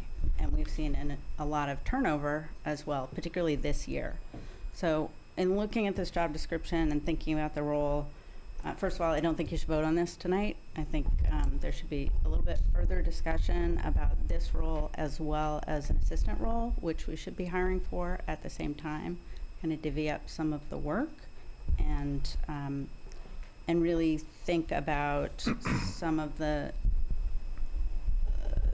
how to make things easier on things like public records officer, which is not a statutory responsibility and takes up a large chunk of time, that in a year like this, it's difficult. And I think with some technology that I've been looking at, it might make things easier as well. So I did make a lot of line edits yesterday when I got a chance to look at this. I guess my main concern is that it doesn't say you're looking for someone with town clerk experience specifically. And while I came in without town clerk experience, certainly if that's the goal, that should be an aim. And there are some great clerks out there. It's a pretty small pool of people who are actually experienced in Massachusetts and very hard to hire this year. So I really want to set the town up for success. I don't know if it's going to be me or someone else, just whatever it is. I'm working to make sure that, particularly for the November elections, we are in really good shape for that, because someone coming in a week after the state primary, 7 weeks before the presidential election, the plan has to be in place. So I'm committed to that. And yeah, so that would be my recommendation, is to kind of look at some other towns, run this by some other town clerks. There's a ton of work in here, and in addition to making it so the town succeeds, I want anyone coming into this position to be able to succeed and not burn out and leave, because part of what I found is coming in when there hadn't been a full-time clerk for 7 months, there was a lot of catch-up to do. There's still a lot of catch-up to do. We've had 2 clerks in a row leave in the middle of their elected terms, and I want us to be able to retain talent here for a long time, because it really helps with the continuity for the town. So that is my suggestion. All right, thank you. Thank you. I have a question. Are we legally bound right now to the September 12th, 2024 end date of the appointment, or was that like in the warrant article? Yes. Or? I think it was. It was, Yeah. okay. Yeah. All right. Because it's unfortunate that, you know, hindsight's 2020, but that it wasn't extended until past the presidential election, but I guess we're stuck with that, so. Working backwards, then when is the hiring takes?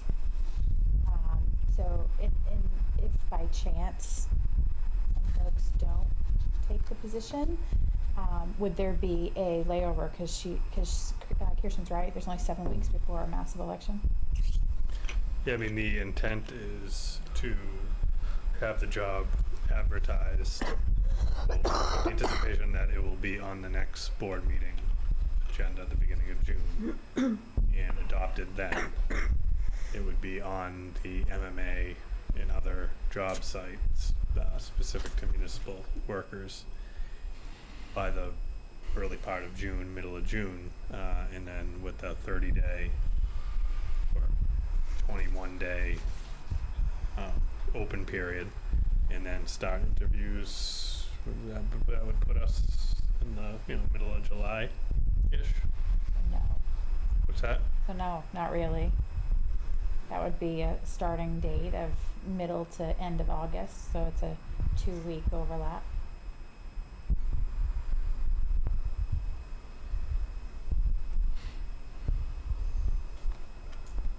Well, the other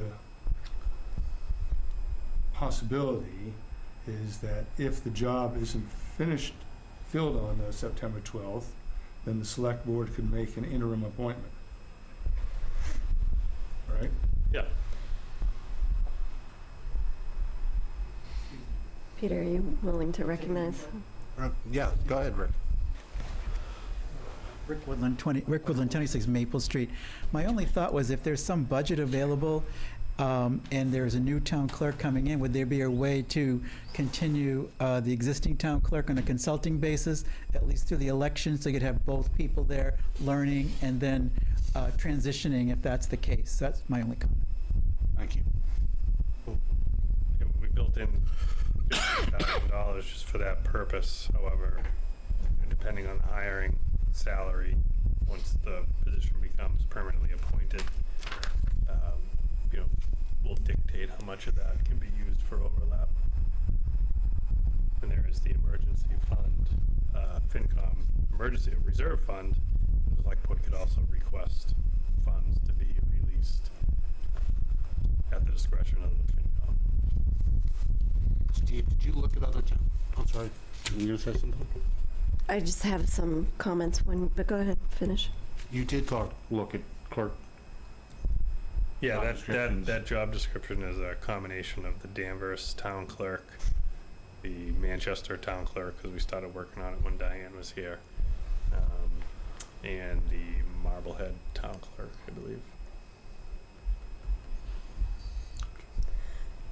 So just in the interest of moving this towards finalization, I mean, I thought the job description looked great, actually, so thank you for putting this together.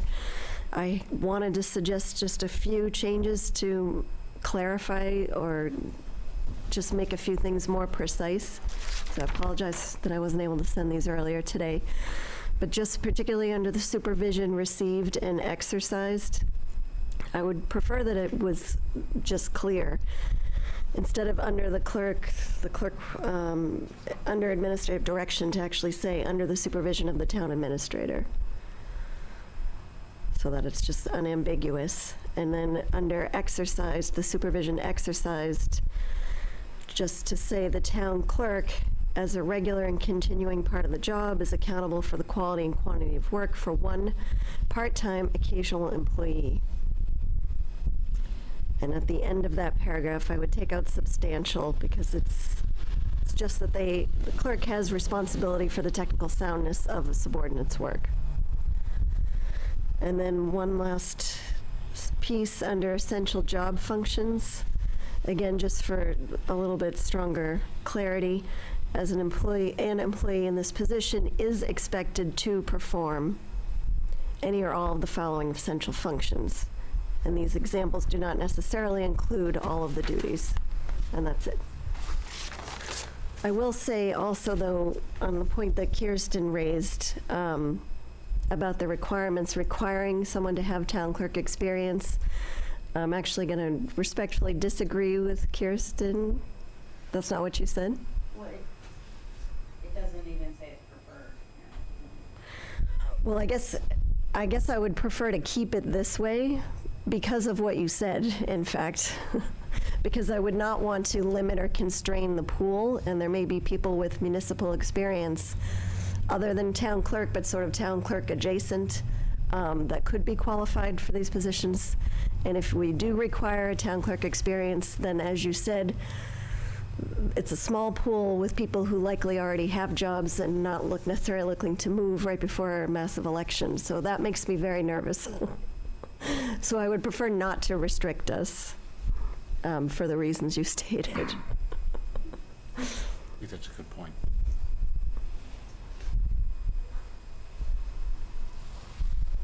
So it seems like time is of the essence, and I read the draft and was also generally satisfied with it. I think that Deirdre's suggested changes all make sense. I didn't have any other ones, so I'd support if it's ready to go forward and be approved in the interest of time. I'd support the draft with Deirdre's edits. Right, so, Gary? I have previously put in some edits too, because we have duplicate wording in the required versus preferred knowledge, so that would have to be cleaned up as well. Yeah. And Kirsten, can I ask you a question? Did your edits make it to the copy that we received? Okay, so. You emailed Steve, right, with the comments? Those ones, too, adding computer skills to the requirements, updating education to reflect a more broad base of bachelor degrees, not just accounting and business, but to include social sciences, and to add chief burial agent to the job description.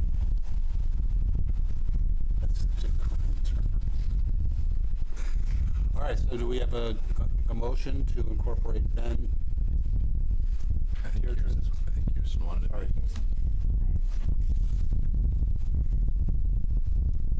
All right, there's just one area that was, I thought, really important, where it talks about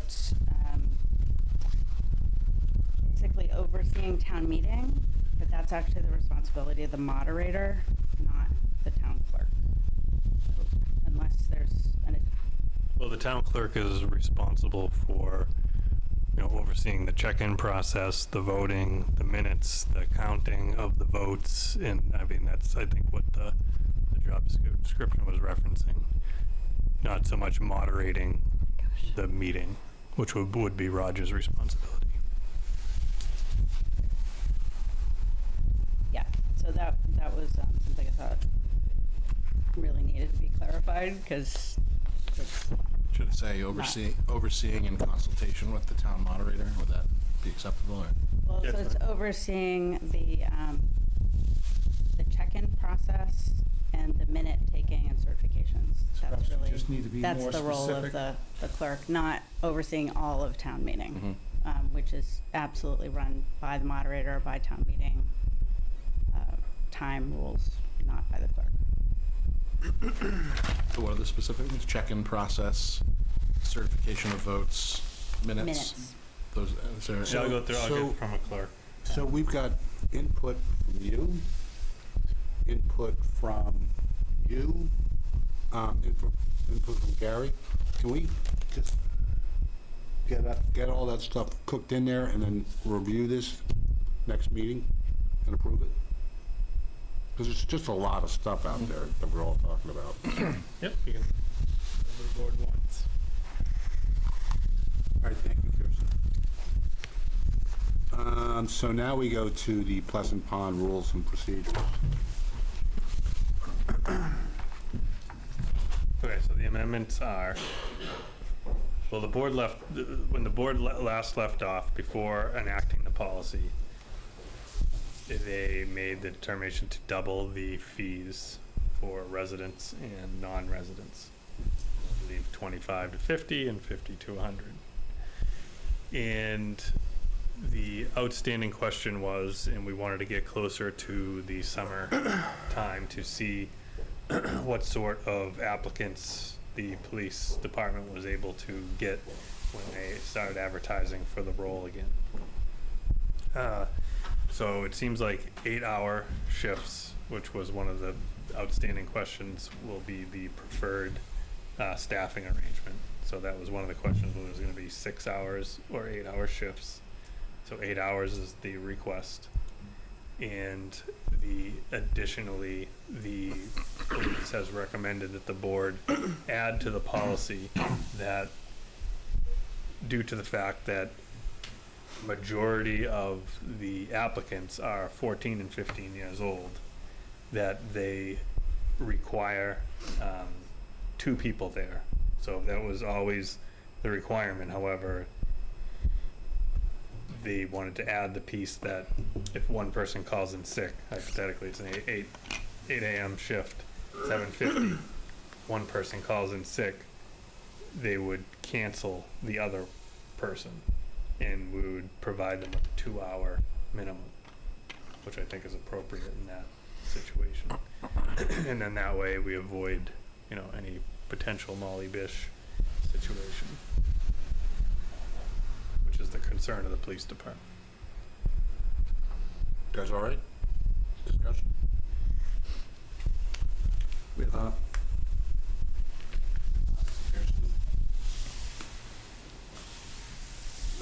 I'm selling these. I just want some clarification on pricing. So the first car for Wenham residents would go from $25 to $50, and the second from for Hamilton residents, 50 to 100. And then what about the second car and senior citizens rates? Second car doubled, senior citizens stayed the same. The first car for seniors is the same? Senior citizens was unaffected completely. Okay. I think the second was no charge. For Whatever it was. Okay. So 14-year-olds will have an 8-hour shift as a lifeguard? No, it's gatekeeper. We're not doing Gatekeepers. you're not keeping lifeguards. Basically checking parking passes.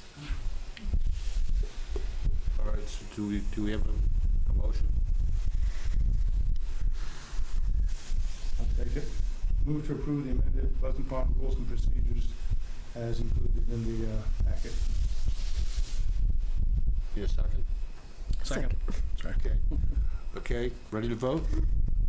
Peter says yes. Deirdre, yes. Ben, yes. Karen, yes. Gary, yes. All right. All right. Discussion and potential vote to adopt a remote meeting schedule. So Ben, it's just like every other ding and dong. Would that be right? Well, maybe. Certainly it's important to hear what other board members have to say on it. My view is that all Zoom meetings that I've participated in various capacities in various places in my job, in my mind work well, and I think often work better than hybrid meetings. Full disclosure, it would make my life easier, and that's not what the policy should be about, but it would certainly create greater flexibility for me and maybe for others and maybe for future members as well. I also think that, just going forward, that if, when people are considering running for some of these offices in town, that it might be a less intimidating prospect for, good candidates who would run for select board or other boards if they were doing all Zoom meetings, to run if they knew that, maybe there were fewer in-person requirements for the meetings. So I think it would be a positive step forward, but I recognize it's a change. And my recommendation and request would be that we maybe experiment with it this summer by having a couple of our planned meetings as all Zoom meetings to see how it goes. Especially during the summer. Right. I mean, the summer would be a logical time, I think, to do it. I'm not advocating right now for alternating, as a policy, and I'm not sure that there's support on the board for that. But I do think that it would be a good step to schedule some upcoming summer meetings as all Zoom and see how it goes, and we may decide to then make it a more regular thing, or we might decide not to, or to keep it as a summertime interlude or what have you. Interlude. So I'm up for that, especially in the summer.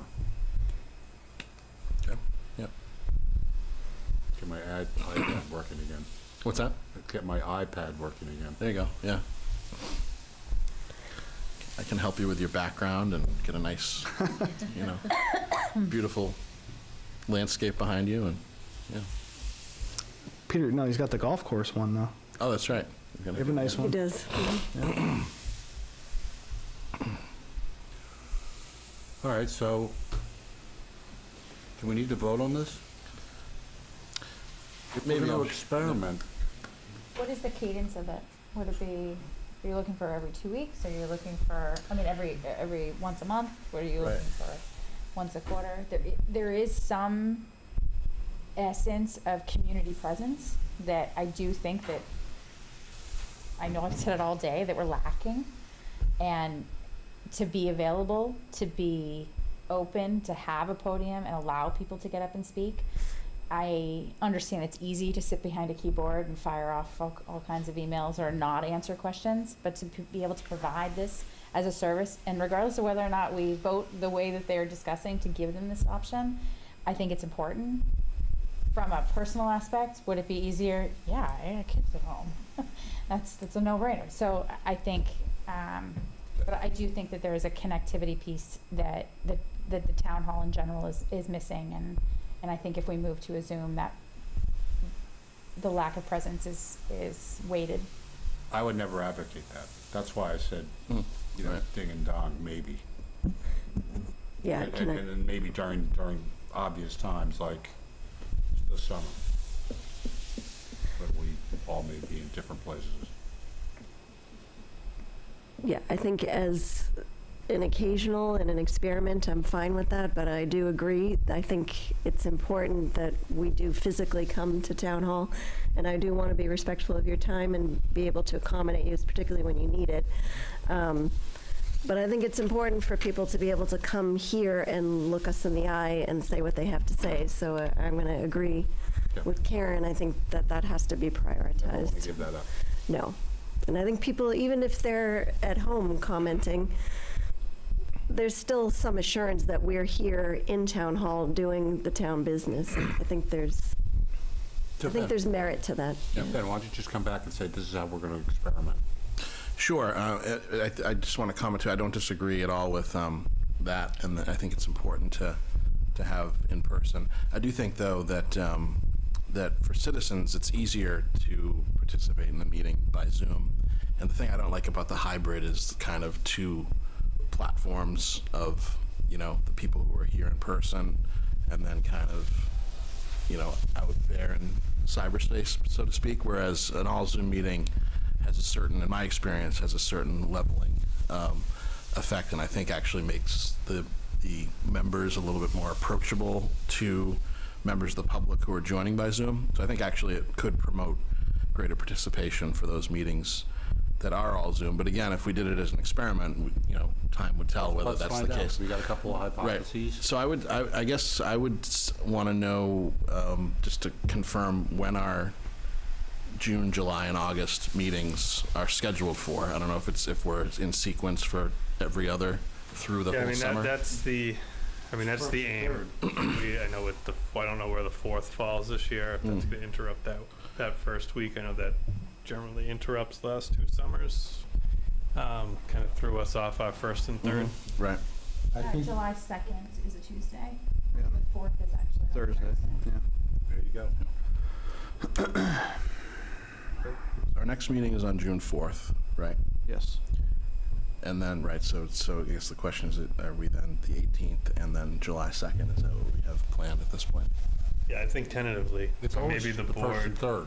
if Right. you want to email me, and myself included, vacations that are planned for the summer, Mhm. and then I'll bring Right. next meeting, the available Tuesdays to set up. Sure, a meeting okay. schedule. Yeah.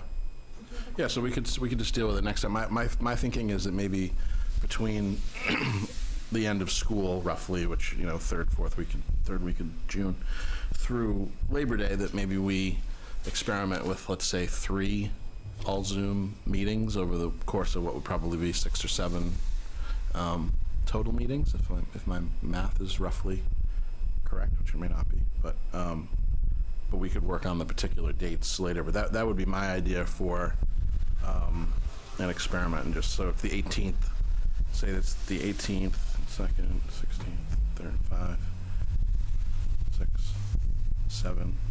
Yeah, so through Labor Day is either 7 or 8 meetings, unless we decide to miss a meeting in August or something, if we were to follow roughly a bi-weekly schedule. And so if 3 of those were all Zoom and we could pick the dates, then that would, in my mind, be a good balance and not, deprive the public of the opportunity for face-to-face discourse with us. we might look at the whole yearly schedule too. There might be some meetings that lend themselves better to Zoom. I'm thinking like the preliminary budget presentation. That might be easily done on Zoom, or in future years, we could pile all the appointments or licensures into one meeting. That might be easily done if there's no other big policy things coming up.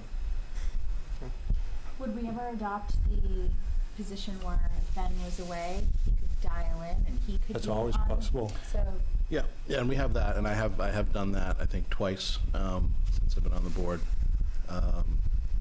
So I think that's available to any member as well. So. All righty, shall we move on? Sure. All right, so one thing that's not on here, Steve, is we talked about having our goals meeting. Yes, It okay. is there. This, Yeah. where is it? Okay. Oh, Okay.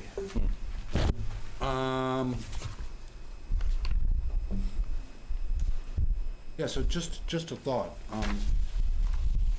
We had it on a Friday morning last year, and I know that you work, Karen works, Gary and I don't work. Deirdre, you're chasing a child around, so that's... I have some flexibility in my work, let's put it that way. So, I don't think we want to do it on a weekend. I'm The always workshop? up for calling in sick on Friday, so that works very well for me. So, Is that something you can do, a Friday morning? Oh, yeah. Or- it's not like Yes? this is... Okay. Yeah, I There's can, no rush depending on when it is, but. But you gotta remember, Friday too is taking a day away from all the Oh, staff right, too. yeah. No, I think Fridays It's, works. Steve always works for, I think just Steve came last year, right? Yeah, it was, Yeah. I mean, it's open, if Joe and Michelle are Mm. interested, they're welcome to come. Would but you rather do it on a workday? I'm fine with Friday, if that works. I believe the only Friday, I'm trying to get my wife to respond to my text, but I believe the only Friday in June that is out for me is the 28th. So we're going away for my son's birthday. Does Does it have to be in June? Yeah, I think so. So the 14th, how's the 14th look? I mean, but if everyone has flexibility and, if I'm reading into it, Fridays don't work, we can do other days as well. For me, through the 13th, I have flexibility, and then I have less flexibility as of the 14th. Why don't we do the Through the- 13th? Thursday, the 13th, I could do Thursday, the 13th. I don't Do you care whether it's morning or afternoon? So I can't do the 13th, it's also the last day of school Okay. around here. So Ben, Mhm. why don't you and I run through this real quick? So do you want to do the 7th? Yes, I can do the 7th. It doesn't have to be in the morning, I guess is the other question. Well, the 7th, it's already booked the afternoon, it's Affordable Housing Trust work group. Mhm. So you could do anything up, that's up to, starts at 3 o'clock, so anything before 3, that would work on the 7th. And so what do we think, is it like 2 hours? Oh, anything before 3? Yeah, it's Oh, open. yeah, on the 7th, right. What about, what's your schedule look like on Wednesday, the 12th? Excuse me. In the morning? I could make that work. No, not here, Okay. No? using a meeting. What about was the 7th before 3? 7th? Not good for you, or? The 7th, I mean, we could do it on the 7th. But I chaperone's a little bit, but it's fine. I'm also looking at You know. what about Monday the 10th? I can do Monday the 10th. Let me just double check my. Looks good. Monday I the have, 10th looks good for me. When do you want to do it? I have, Morning or I afternoon? have collective bargaining at 10 Afternoon? a.m., but it could be, it's capped at 2 hours, so I could be ready by noon. So do it at 1? Works for me. June 10th at 1. That a yes? For everybody? 1 Yes. o'clock. Monday at 1 on the So- 10th.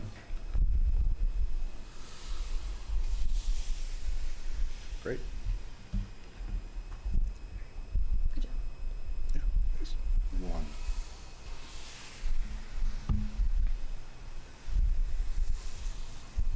So I think what we'll do there is, we can send out what we did last year. And so I think the first step was to, so how do we do? And then,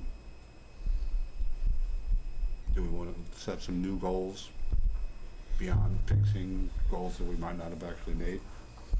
But I'm guessing we probably made everything. Most, yeah. Yeah, We still got a month left, so. the sprint to the finish line.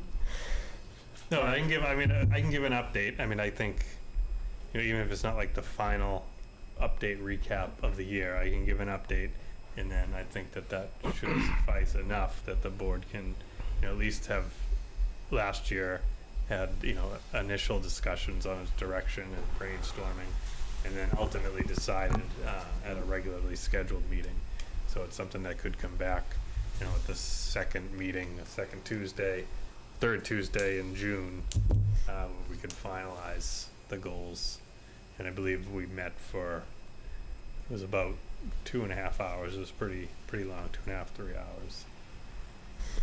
So we have the goal spreadsheet. We haven't checked it since November, I think. Yep. But so an update on that. That does have ideas that we put off, not for this year, but for future years. Right. Yep. And then we can certainly add more goals Right. to the spreadsheet. Should be good. All righty.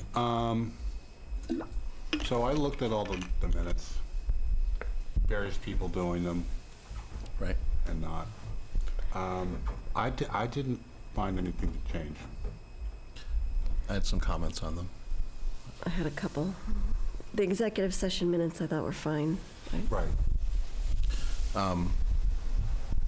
I can roll through mine if that's a place to start. It won't take too long, but So, Now that I'm the clerk, I feel like I have special responsibilities.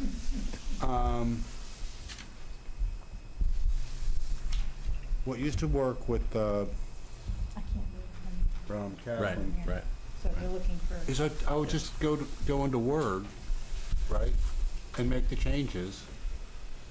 And if anybody has changes, they all go to you. That's fine, we can do that, yep. It's just easier. Yeah. As opposed to just like writing it down. Right. I mean, I have notes on these that are pretty quick, So just on the April 9th, the open, on all of them, or on several of them, but they're like really ticky-tack things. So just as an example, on page, I'm looking at the revised packet, so it's PDF page 43 of 56. There seems to be maybe duplicate executive session minutes in there because the the first draft set of executive session minutes, it says January 16th, 2024 up top, and then it says October 10th, 2023 in the body, and then the one after that just says October 10th, but they're otherwise the same. So I'm thinking that the first one is just a erroneous duplicate. yes, Page on the 43. printout, right? Yeah, the printout. So I think, That wasn't in the packet. There So- wasn't a duplication in the packet. yeah, right. I mean, there was a date difference, but otherwise it was the same. It was the same meeting, I think. So so that's PDF page 43 of what you sent out, Michelle, today. And then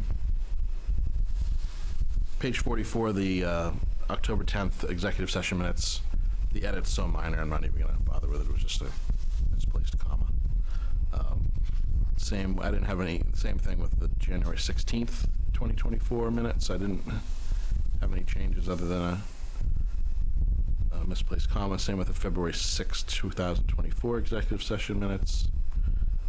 Then on the April 2nd executive session minutes, if you go to the second paragraph from the bottom, the one that starts conservation coordinator, I thought that the second to last sentence that starts the town administrator proposed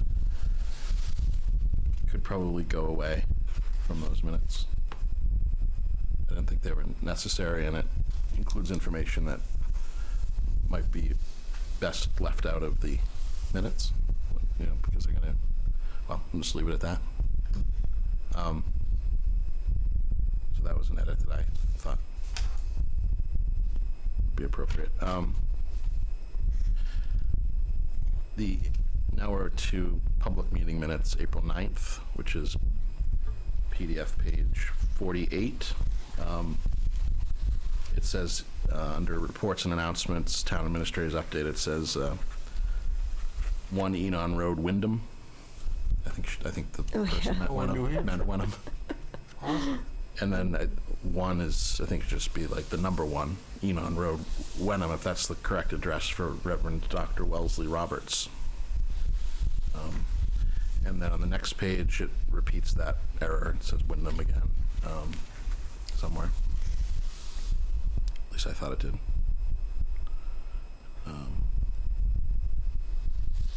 Yeah, I thought I saw Wyndham in there twice, so then I'm not seeing where the second Wyndham might have been.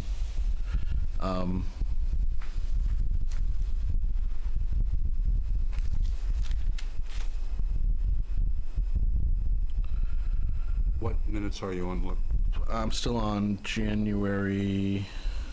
April 9th. April 9th, yeah, sorry.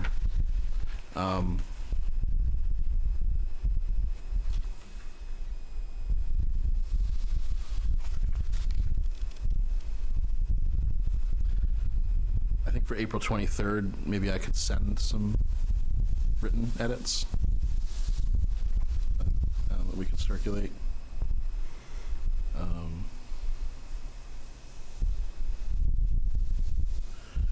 And then, yeah, those minutes also refer to Grapevine Road instead of Grapevine Road. but those are the same minutes that I could make some edits to. The other thing I noticed is that for that April 23rd meeting, which was Karen's first meeting, where the vote for the minutes is shown, it says it was unanimous, but you recused because you weren't abstained. Yeah, but so that should be noted in the minutes, I think. But I can mark up the as the clerk, I can mark up, and we'll mark up the April 23rd, 2024 minutes. But the other ones I think are, in my mind, good to go with those really minor edits. So the only one I was present for was that one. Was that one, right? So all the other ones I was not. Right. No, I'm just saying that where it Yeah. where it talks about the vote on those minutes, like it should say that you abstained because you weren't present for those other minutes.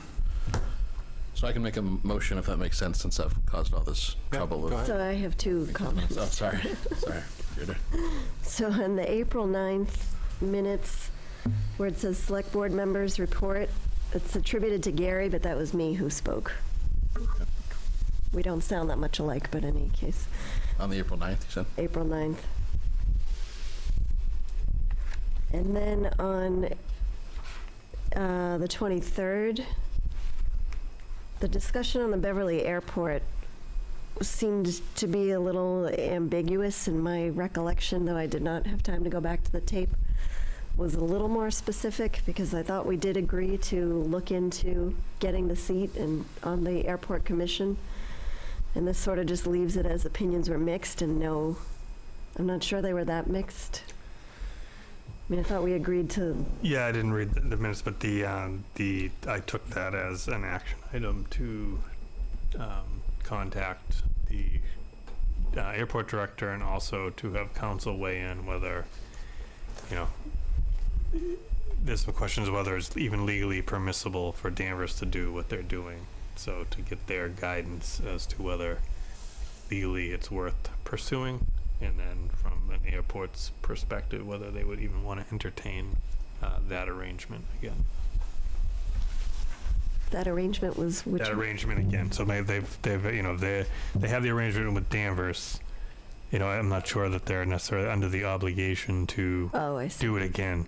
I So see. to at least approach him to start the conversation to see if it would be open for a discussion, and also have council weigh in on the legalities of such an arrangement.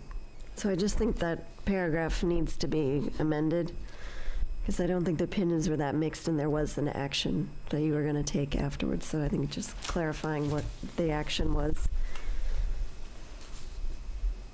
That's it. So was your change to the 9th, was that? Yes. I could make a motion unless anybody has any other comments. Go ahead. So I'll move to approve the open session minutes of April 9th, 2024, as drafted with the following amendments: that where the minutes refer to Wyndham, that it be changed to Wenham, and under number 3, Select Board Members Report, that Gary Cheeseman be replaced with Deirdre Parati. That's it for that one. That's it. Second? Are we voting on that one? Okay, ready to vote? Yes? Yes. Yes. Abstain. Yes. And I move to approve and release the executive session minutes. Sorry. For